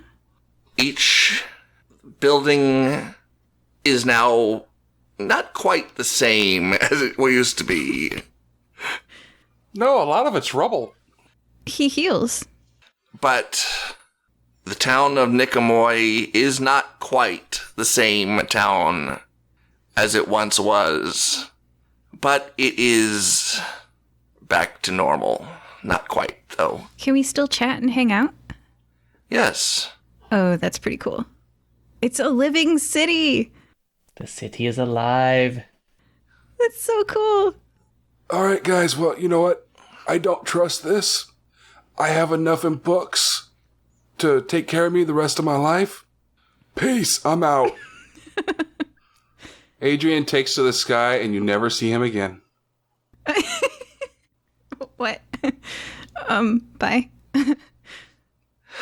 And with that, we end a new chapter in Fire-Breathing Kittens. Woo! Woo!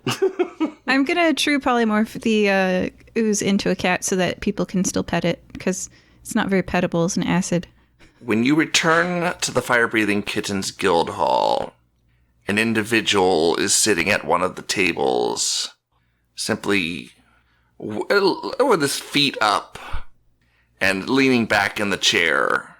It is a familiar figure to many of the guild members who have seen him multiple times through the year.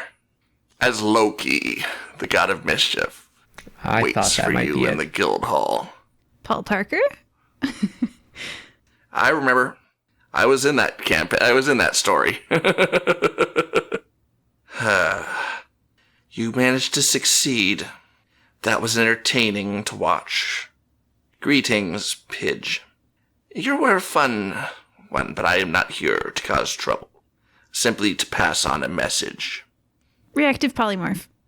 What are you trying to polymorph him into? An object. I see. A chair. Briefly, Loki is a chair. Really? But then, after a moment, he's only a chair briefly. Maybe because he's a god. He simply changes himself back into his somewhat humanoid form. No more of that, please. I am not here for a fight. I am simply here with a warning. Okay, I wouldn't be Pidge if I hadn't tried.